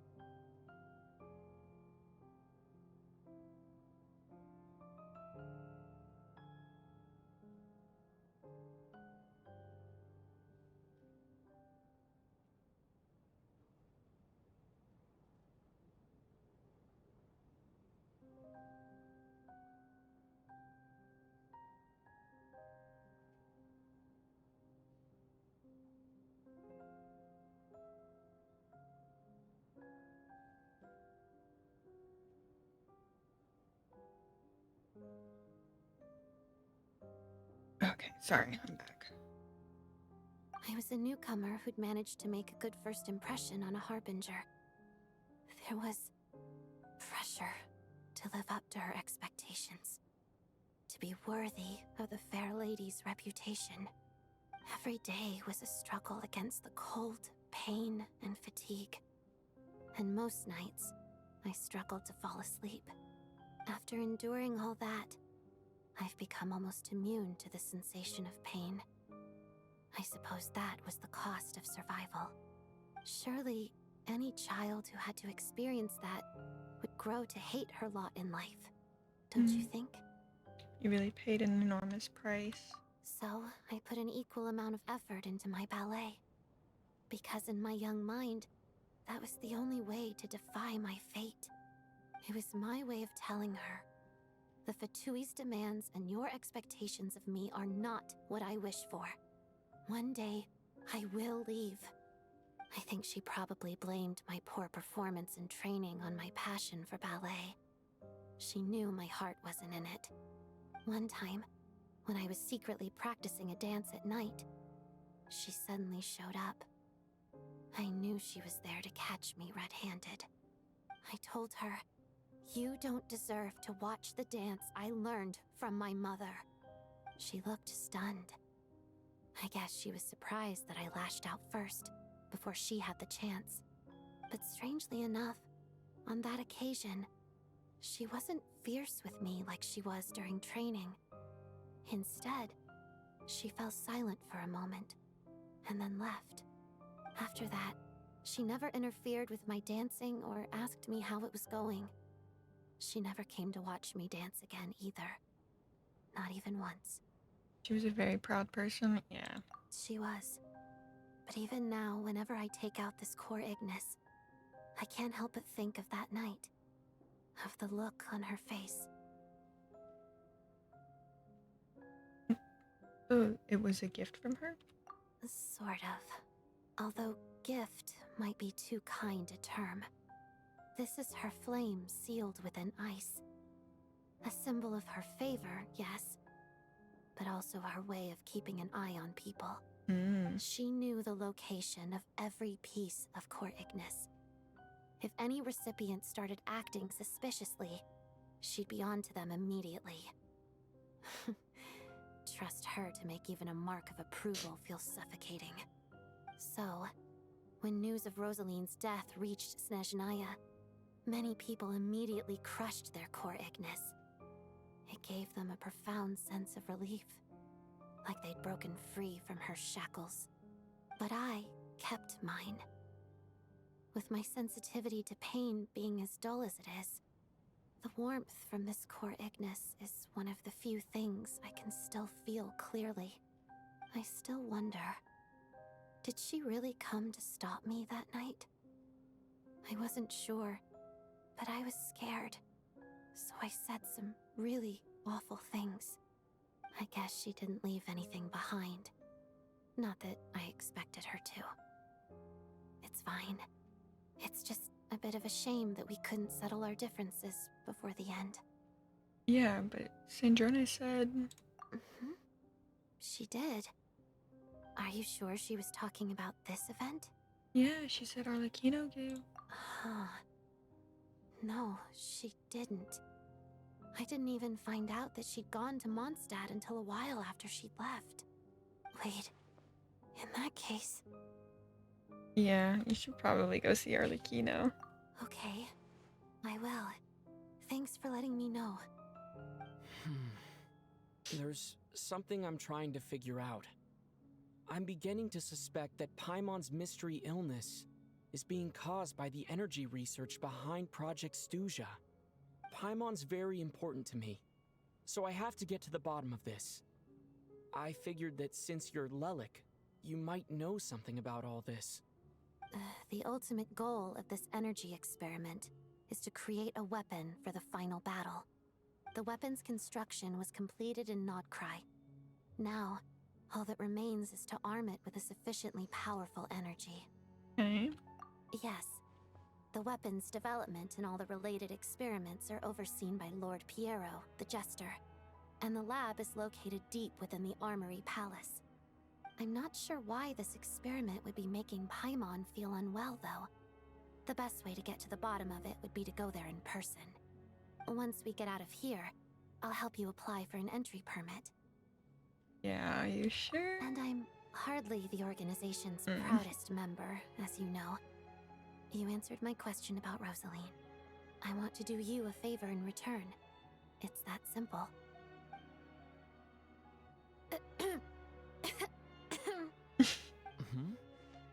What's wrong? Are you not feeling well? You two seem to be hitting it off. Oh, so just stay calm. I thought you were sleeping. Of course I was. In the military, one learns to fall asleep quickly, even in the most inhospitable environments. It's vital to staying alert and energized. Why? Is something wrong? No, nothing. Even if he was awake, he can't have overheard us, right? Well, thank you both for keeping watch.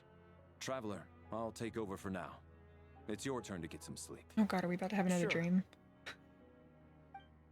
Another premonition?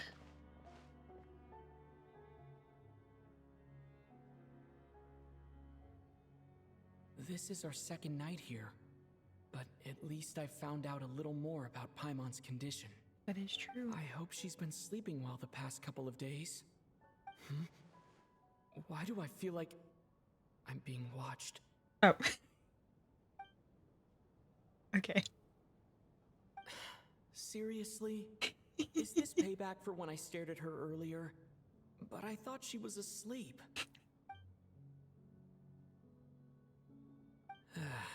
Never mind. I'd better try and get some sleep myself. Like my cats. Oh, here we go.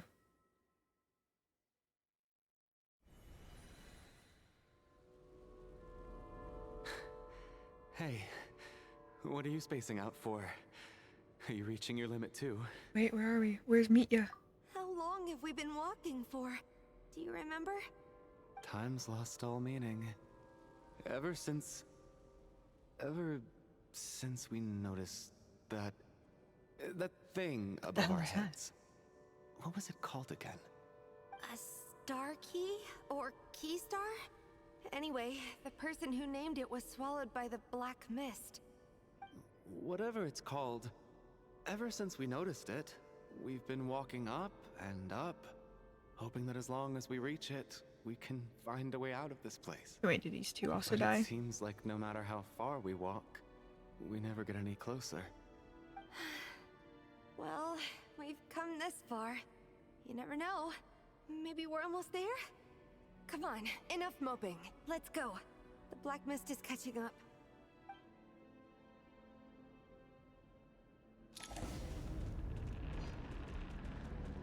Oh, they've got weapons. Okay.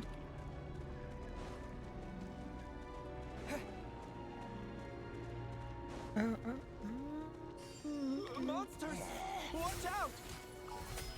Not again! I've lost count of how many times we run into them. Careful!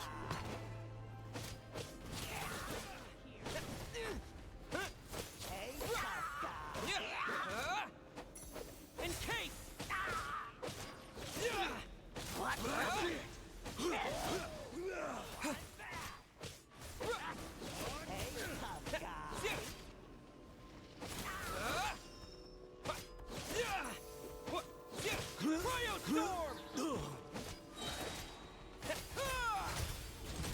Shut up! Run fast.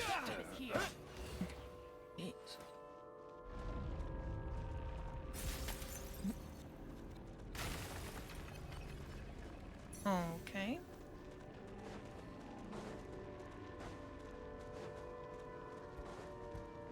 You wanna fight? Get ready! Go!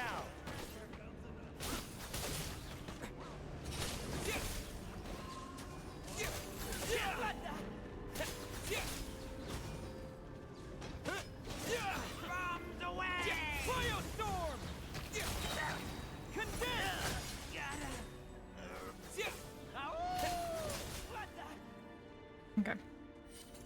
Cool.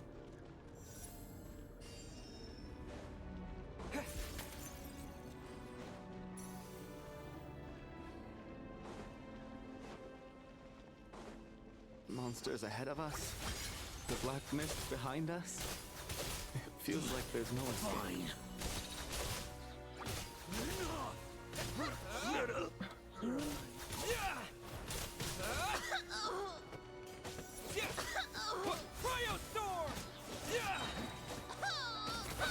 Learned! Are you hurt, Kuya? No. I'm fine. It's just... Suddenly I don't want to walk any further. Oh. I get you. In fact, I reached my limit a long time ago. Sometimes it feels like there's hope where there shouldn't be. Yeah. The hope that the star gives us is the only thing keeping us going. But I'm not sure it's real at all. It may just be a collective illusion. Otherwise, why would it always be out of reach? Yeah, are you really gonna give up? Feels like we're getting slowly closer to it. We know you mean well, but you're only saying that to try and encourage us to keep going, aren't you? Look, I have no idea what's going on. Thank you, friend. But enough is enough. Please don't give me any more false hope. Hope is poison in this place. You're going to continue, aren't you? I admire that. I've given up, but I wish you the best. May there come a day that you catch up to the star and leave this godforsaken place.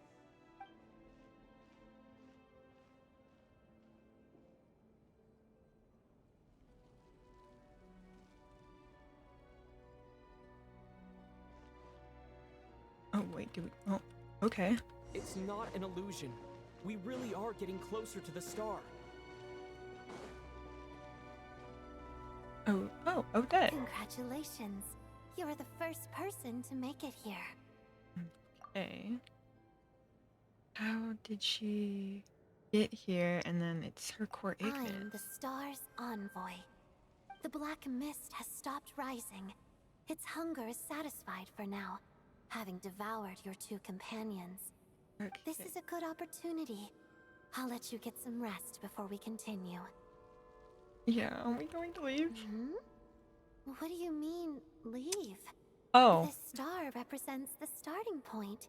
Okay. It's the waypoint for the beginning. Congratulations on reaching the starting point. Once you are ready, we will head out and walk upwards. I will be right by your side the whole way. After everything, this is just the start. Yeah, no, we need to wake up. Wake up. Oh, okay. Huh? What's wrong? Hey, don't give up before the journey's even begun. Nah, I'm out.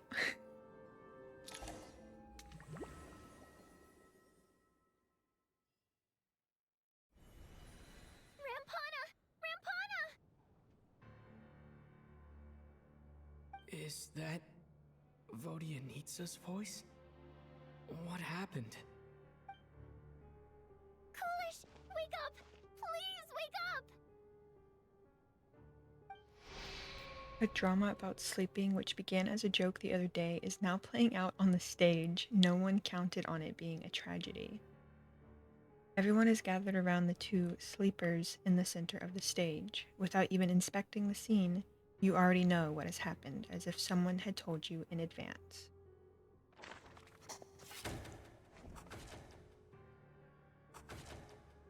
The situation is identical to that of the two casualties yesterday. We cannot ascertain the cause of death. At least there are some elements that we can rule out this time. They slept on the stage with everyone else, so I suppose the surrounding environment can't be a relevant variable. Rampana. Coolish. Weren't some of us keeping watch last night? 3 of us, in fact.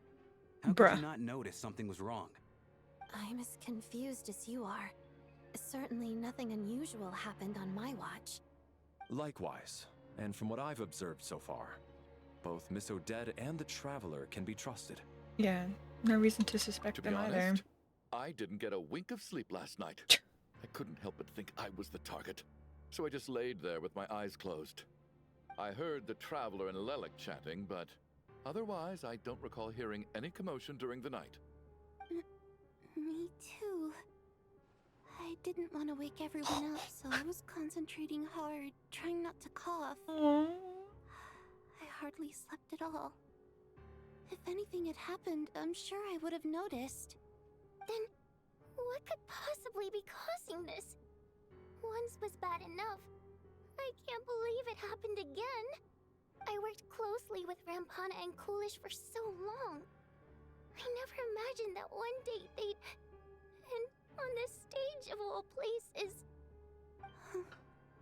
Florianitsa... 4 victims in just 2 days, and we still don't have a single lead. I need to get to the bottom of this as soon as possible. And above all, keep Tonya safe. I'd never be able to look Child in the eye again otherwise. Bro, what is actually Still going snowing? on? Yes, I just checked. Still no sign of anyone outside either. So we only have ourselves to rely on. If you ask me, this killer can clearly strike whenever they please. The Night Watch was a useless endeavor from the start. Lelik must be an expert in poisoning. Clearly she used some poison that can't be detected on the corpse. Here we go again. Listen, I was already thinking to myself last night, was Lelik's reason for revealing her identity the real story? Well, now I have my answer. It most certainly was not. She's been playing us for fools. Okay. You get off on this, don't you? Revealing your identity, only to carry on with your killing spree? Whatever, man. That's a hideous thought. One that only a hideous mind like yours could dream up. How dare you? I mean, she's not wrong. That's enough! Yesterday, you named Lelik as a suspect because the victims were both wealthy merchants. Lelik might have had a motive then, but today's victims were just ordinary people. Not to mention that they were colleagues of Odette and mine. What reason would she have to murder them? Let me guess. Just to scare you? Who knows? Maybe you don't know her as well as you think. I implore you all to ask yourselves, how many people are there really in this world that have what it takes to kill another person? Not many, I'd wager. Lelik is well known to be a ruthless operator, and now she has revealed her identity. How could it be any more obvious? Everything you've said so far is still just conjecture, which doesn't constitute a concrete lead. You need to back up your claims with some evidence. How can you defend her, officer? What did she say to you while you were on night watch? Maybe I shouldn't be so surprised. You military types are always colluding with criminals to target the rich. Oh, okay. All so you can get your grubby paws on our hard-earned fortunes, then tell us to fall in line. The Fatui, the Druzhna, and the Rokot. Thugs, the lot of you.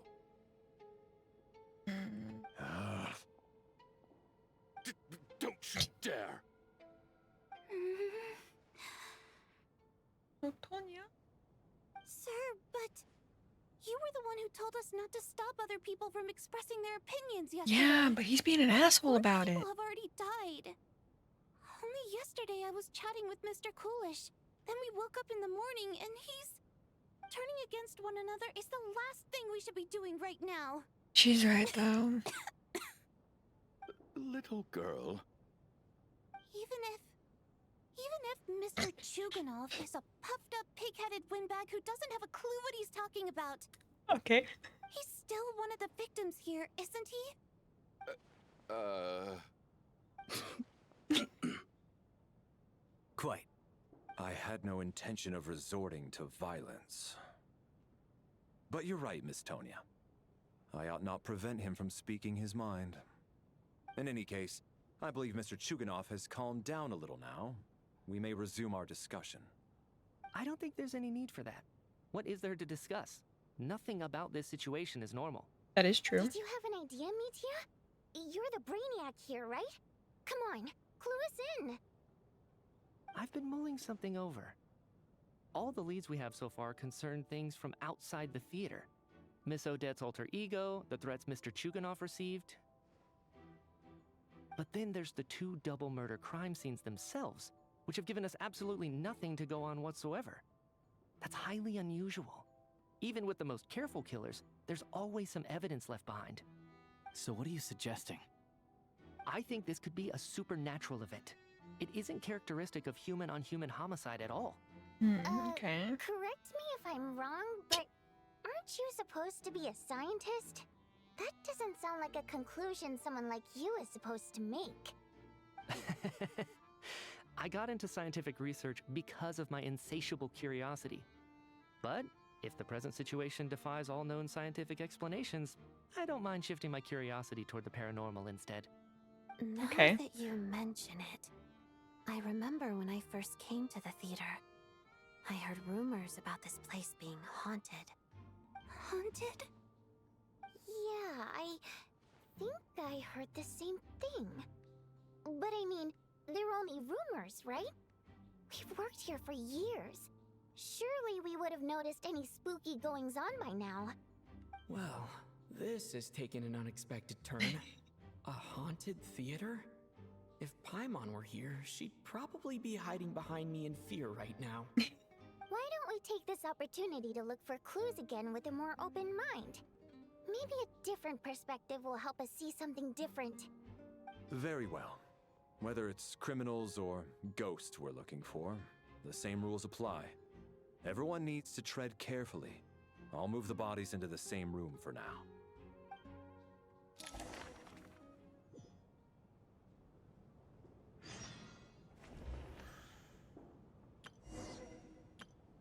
Guess there's really nothing else we can do with that. Investigate. Where do we go? This way?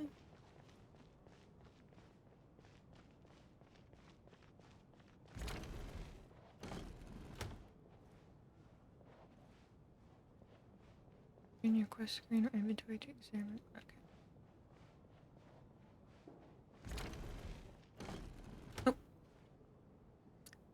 Valeri, come take a look at this.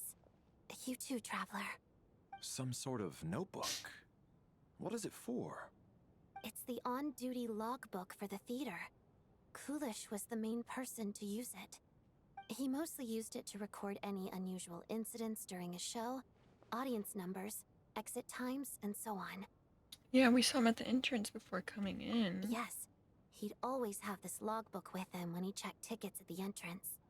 This should confirm a lot of key details about the recent show. So, you find anything unusual? Yes. The number of people. I've checked and double-checked, but the numbers just don't match what's recorded in the logbook. Apparently, we have an extra person among us. Oh, Are we certain that logbook is accurate? Could someone have sneaked in without buying a ticket or something? Unlikely. Kulish took his duties very seriously. I've rarely seen any errors in his work. Not to mention that this was a dress rehearsal, meaning smaller audience numbers and tighter ticket restrictions than usual. Everything would have been well within his control. We no longer have our tickets with us, do we? They got collected on entry. I assume there's no way we can check them again. Unfortunately not. The theater recycles tickets. Once people are in the door, they don't tend to leave until the show ends. Yeah, so we collect the tickets at the point of entry. Too bad he's dead. Still, I'm inclined to believe that this discrepancy in the head count is significant somehow. Who's the Did an extra person just materialize out of thin air? Okay. That sounds like it could be plausible.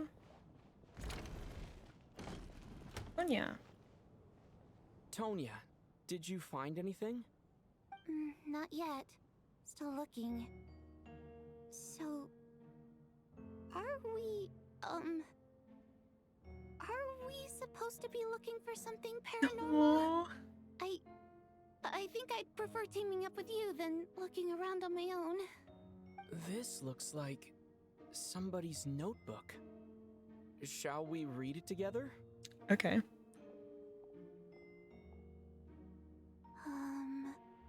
Well, it doesn't look scary or anything, so I guess it should be fine. Alright, let's read it together. You once told me I would understand someday, but even now I still don't. I don't believe anyone should be forced to abandon their homeland because of a change in power. She never considered the feelings of us water imp nobles. Every inch of this land reflects memories of my childhood. If I close my eyes, I can still hear everyone's songs echoing everywhere. Will not forgive those who drove us away, and I miss you very much, Mother. Oh, is this Vodyanica? Often find myself missing that dress with the tassels, the heavy bed curtains, and the first rays of sunlight that would stream into the manor each morning. But it's alright now. If I narrow my eyes just a little, the light seeping through a crack backstage feels just like the one in our manor. I know that life is gone forever and I can miss it all I want, but I also feel that what I have here now is no less than what I lost. The fantastical sets designed by the prop master, the many fans who come all this way just to see me, and the quiet dancing girl who doesn't talk much. These are all mine. I won't lose any of it again. Never. Absolutely never. Yeah, that sounds like Vodyanica. Joined a rather remarkable organization, though. I can't tell you its name. Whatever that great figure intends to do this time, there should always be someone looking out for the misfortunes of ordinary people. That's what our organization exists for. Even now, I still don't understand her. Why is it that those in power always seem this way? They clearly have the ability to bring greater happiness. Some say she has her own difficulties, but what could possibly trouble someone so seemingly omnipotent? Never mind, I should just focus on what I can do. I suppose you'll all hear about our organization sooner or later. Its name is, never mind. I'll leave it a mystery for now. Huh. This has to be Vodyanicza's writing, surely. Maybe it's a little rude for us to peek at this. I feel like I just read someone's secret diary by accident. Yeah, kind of feel a little... It sounds like she's writing this for her parents, right? I don't understand. Why put this stuff in a notebook instead of mailing it in a letter? Because her water imp parents belonged to the aristocracy, who were driven Hi, out hello, of hello. Snezhnaya How by are the you? Tsaritsa long ago. And now they live somewhere new, where the postman can't get to. Oh. Yeah, but hi, Vodyanica, but hello. We're sorry. I'm doing good. It's fine. My fault for not storing it properly. I can't leave things lying around and expect them to get ignored when everyone's scouring the place for clues. Alright, give me my notebook back. I'll take over the investigation in this room.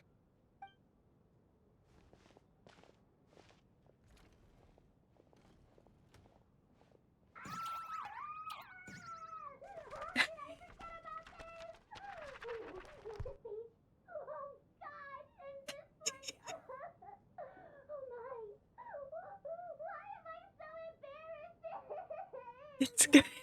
It's going good. Oh my god, I absolutely love her.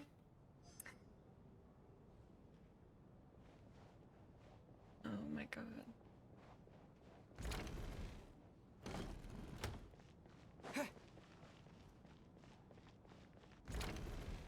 Who's down here? Oh, Alosha and Mitya. Ah, traveler. Since you're here, come take a look at this. Alosha found it. We're both curious to hear your perspective. It appears to be an investigation report. And the focus of the investigation was the rumors of haunting we heard about earlier. This commission is clearly not as simple as previous cases involving only folklore studies. It appears to be connected to something far more mysterious. An extinct civilization, the creations of ancient gods, or powers from beyond this world. Possibilities leave ample room for speculation. From now on, we should take this as a lesson. A simple surface does not imply that what lies beneath shares the same level of existence or nature. Ley lines themselves possess a powerful ability to either devour or guide souls. In most cases, once the soul and body of the deceased are separated, the soul is drawn directly into the ley lines, leaving no room for lingering existence. However, evidence shows that the connection between the theater area and the ley lines has been obstructed, though only partially, not completely severed. Still, this has granted certain souls unwilling to return to ley lines an opportunity. The resistance is strong enough they may even linger within the theater indefinitely. In theory, however, these souls within the theater are incapable of influencing the physical world. Only under extremely rare circumstances can they produce phenomena observable to the human eye. Overall, they can be considered harmless. This assessment may be conveyed in advance to the theater's management to reassure them.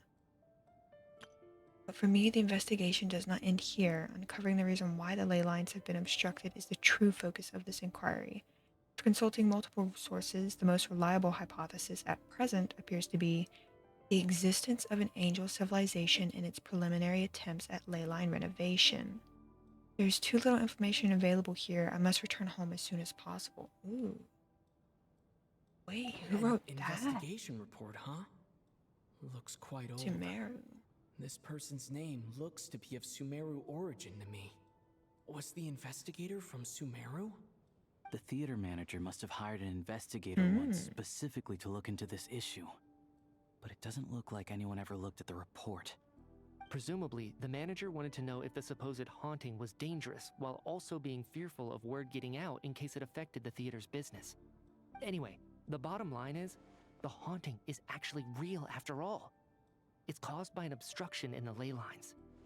Is there any chance this is the key to finally making some progress with the murder cases? Possibly. Ley line problems are pretty unexceptional to me by this point. And while it certainly offers an explanation for the ghosts, it's hard to imagine what connection it could have to these two murder cases. That is true. Some of the language that appears at the very end of the report caught my eye. Angel civilization, ley line renovation? Yeah, that is interesting. My area of research doesn't touch on any of that, so it's completely outside of my wheelhouse. Huh? A piece of paper just fell out from the report. It landed right by your feet. Yeah, let's see. Oh, okay. Death is near. I just got goosebumps. Yeah, it's pretty ominous no matter how you look at it. Unnerving. It was tucked inside the report, so it must be a note left by the author. Surely. Death is near. Is that supposed to be what's going on here? With us in the theater? But if so, how did the author foresee it? Could he predict the future somehow? Maybe things are more complicated than we thought. No, wait a second. If we take the report and the note at face value, they completely contradict one another. The report definitively concludes that the hauntings in the theater are harmless and cannot affect the real world. But the note seems to be warning of potential danger.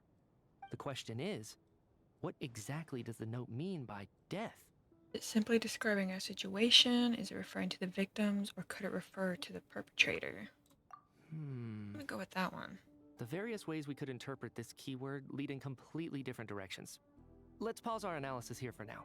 I think we need more information. Okie dokie. If we take all this together, it's not impossible, is it? If anything, it's the natural conclusion. Oh, I beg to differ. This sounds to me like a product of a researcher's vivid imagination. Oh, come on, Larry. And perhaps it's because I'm still viewing this through the lens of a typical murder investigation. But still, I'm struggling to be persuaded by your theory. Does it really sound that far-fetched? Alright, well, let's treat that as speculation for now. I do agree with what you've said, so let's go with your idea for now. Good. Okay, now that we finally have some meaningful leads, I think it's time to reconvene. Let's get the others.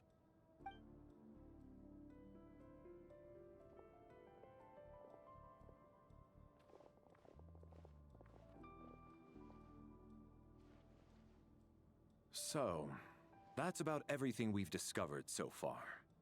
I'll share my theory first. Based on what we've learned from the logbook, I believe the extra person among us is most likely the killer.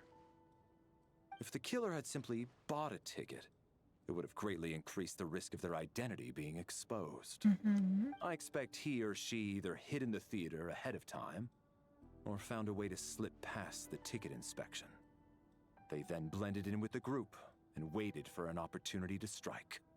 What about the note found in the investigation report? Any thoughts on how that fits in? Yeah. The killer may have simply planted it there as some sort of sick joke. I've seen my fair share of psychopathic killers. They love playing cryptic mind games. So, it has nothing to do with the haunting of the theater after all. This theory makes sense to me. If we have an audience member unaccounted for, chances are they didn't come here to watch the show. Could it really be that simple? I don't think so. In other words, all we have to do is find out who got in here without a ticket, and all our problems will be solved? Then let me make one thing clear.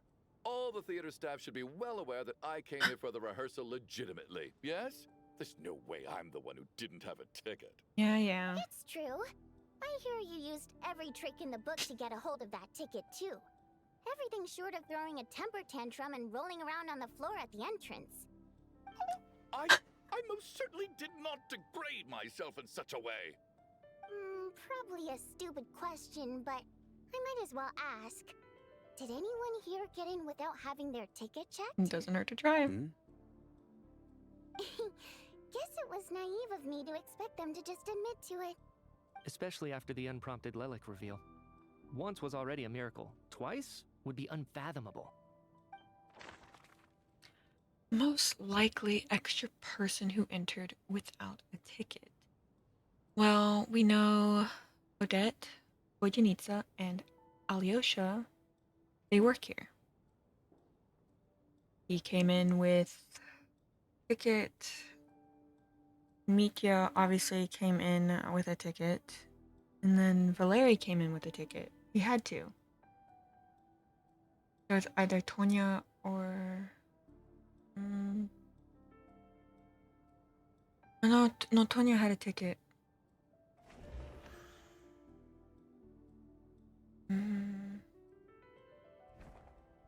I don't believe any of us here knew Shram before all this. If no one can verify Shram's identity... Oh, okay. Mr. Shram, did you really go through the ticket inspection to get in here? Huh? Me? Why am I being singled out, my friend? Do I seem that suspicious? It's not that you stand out as suspicious, more that everyone else has been ruled out as trustworthy. Okay. Well, we spent the best part of 2 days together now, so I'm sure you can all tell what kind of person I am. I'm a true gentleman. I never dream of doing something like sneaking to the theater without a ticket. Yeah. Yeah, I have no doubt that you're a good person. But the problem is, none of us here actually know you, so no one can say for sure that you are who you claim to be. True. Although, actually, what was it you said last night? Yeah, you're friends with that water imp, which is why you understand our primary mode of expression. Last time I checked, there were barely any of us remaining in Snezhnaya, since most of the water imps left. Could you tell me a little bit more about your friend? There's a good chance I actually know her. Okay. And I suppose it's also kind of a way for everyone else to get to know you a little better.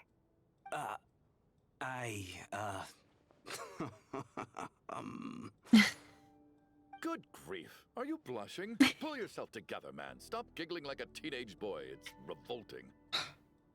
Hey, revolting is a little strong. All right, fine. I'll admit it. That water imp friend of mine, the truth is, we're dating. I was just the bodyguard hired by our family. But the stars must have aligned, because sparks began to fly between me and their daughter. Never in my wildest dreams did I think I'd get so lucky. We don't need details. Just get to the point. Okay. I'm just a little hesitant to reveal her name, that's all. You know how it is. These are delicate times. Even with me to protect her. If word gets out that she's dating a human, both the Fae and human factions will give her a hard time. Really? Wait, no. That can't be. Huh? Shram, what the devil are you talking about? Why is everyone looking at me like that? Surely you can understand where I'm coming from. Delicate times? Factions? Yes? You know, the Civil War. Wait, what the hell? Last time I checked, the Fae and the humans were still at each other's throats. If I'm not mistaken, the last significant civil war in Snezhnaya history was over 400 years ago. Okay. When Her Majesty the Tsaritsa had just taken the throne and was consolidating her reign. What do you mean, 400 years ago? What's going on here? Is Shram from the past? Yeah, what All the... right, Mr. Mitya, you win this round. As far-fetched as it is, It appears that your theory may be correct. I'm just as amazed as you are. I didn't even believe it myself, to be honest. Is someone going to explain what's going on here? From the look on your face, you figured it out too, haven't you, Traveler?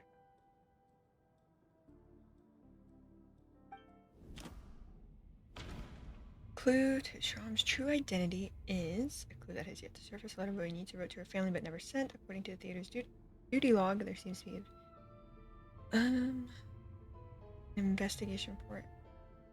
Could it? Okay, that's what I figured.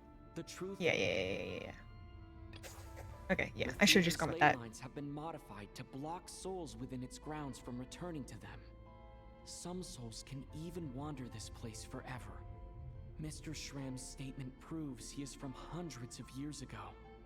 And according to the investigation report on the theater hauntings, Mr. Shram is very likely a lost soul wandering the theater.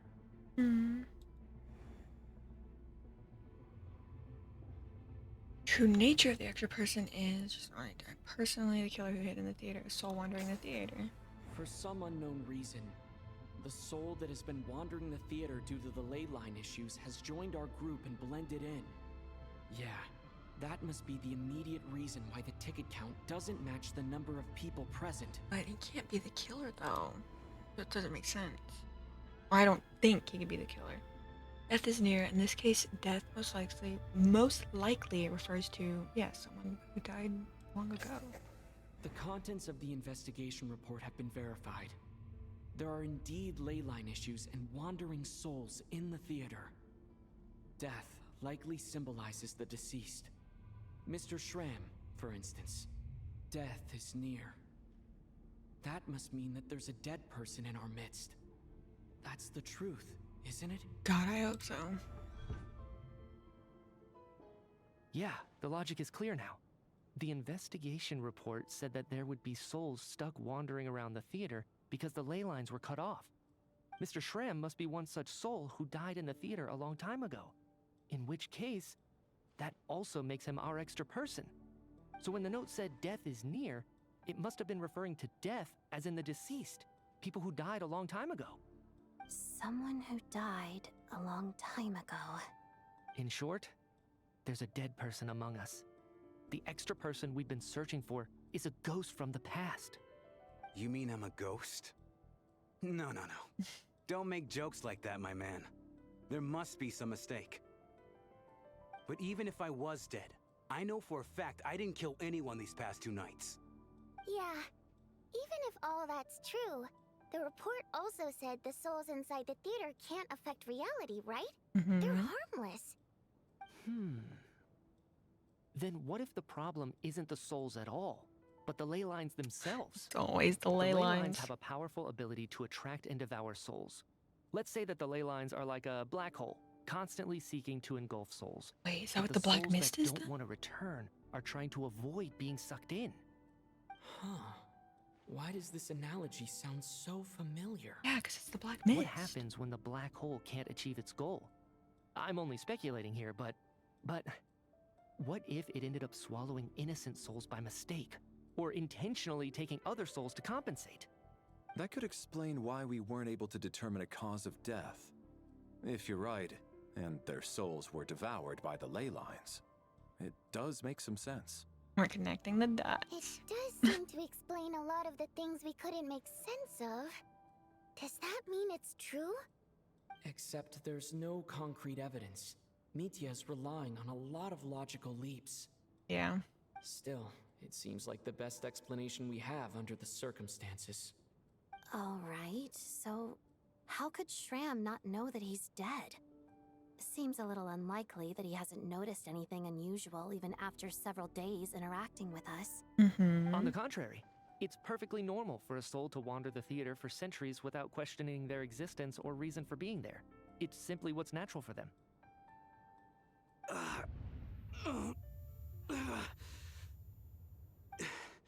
You know what, Mr. Brainiac?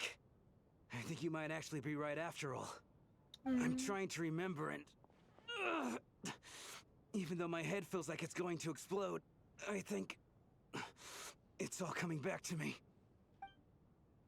Okay. I was the one who didn't want to remember my own death, so I forced myself to forget. Well, I'm sure those are painful memories. My lady and I snuck out to go on a date one day. We bought tickets for the theater. It wasn't really my thing, but I was just happy to be together. All of a sudden, a group of people burst into the theater, shouting for all the water imps to get out, performers and audience members included.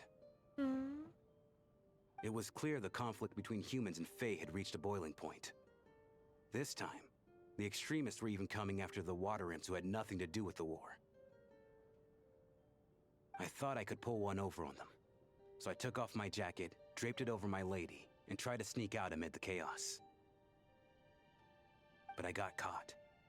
They started shouting, calling me a traitor to humanity. But I was going to do whatever it took to buy our chance to escape, no matter how many people stood in my way. I had to, both as their bodyguard and out of love. It's all right, friend. You can stop there if you want. You don't need to dig all that up again. It's so sad. It's just... Even now, I'm still struggling to accept the truth. How could I be dead? I'm sorry, everyone.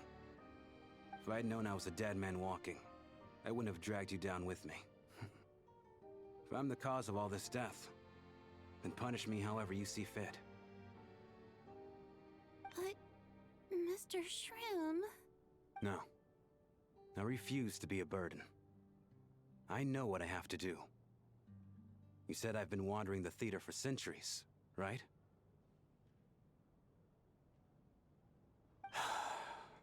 I guess it's high time I got a breath of fresh air. Out there, I mean. I'll leave this place and take all this death with me. Go out on my own terms. Mr. Shram, I'm sure we can figure out a different course of action. My good sir, we both know I'm not supposed to be here. I should have accepted my death long ago. One way or another, this has to end. Unless you're saying this goes against another one of your military principles somehow. No, I'm speaking on a personal level this time. Let it go, man. Oh, wait. One last thing. Miss Water Imp. My lover. Her name was Litia. Litia Ozarova. Do you know what happened to her? Ozarova. Oh, Auntie Ozarova. That's what we all called her.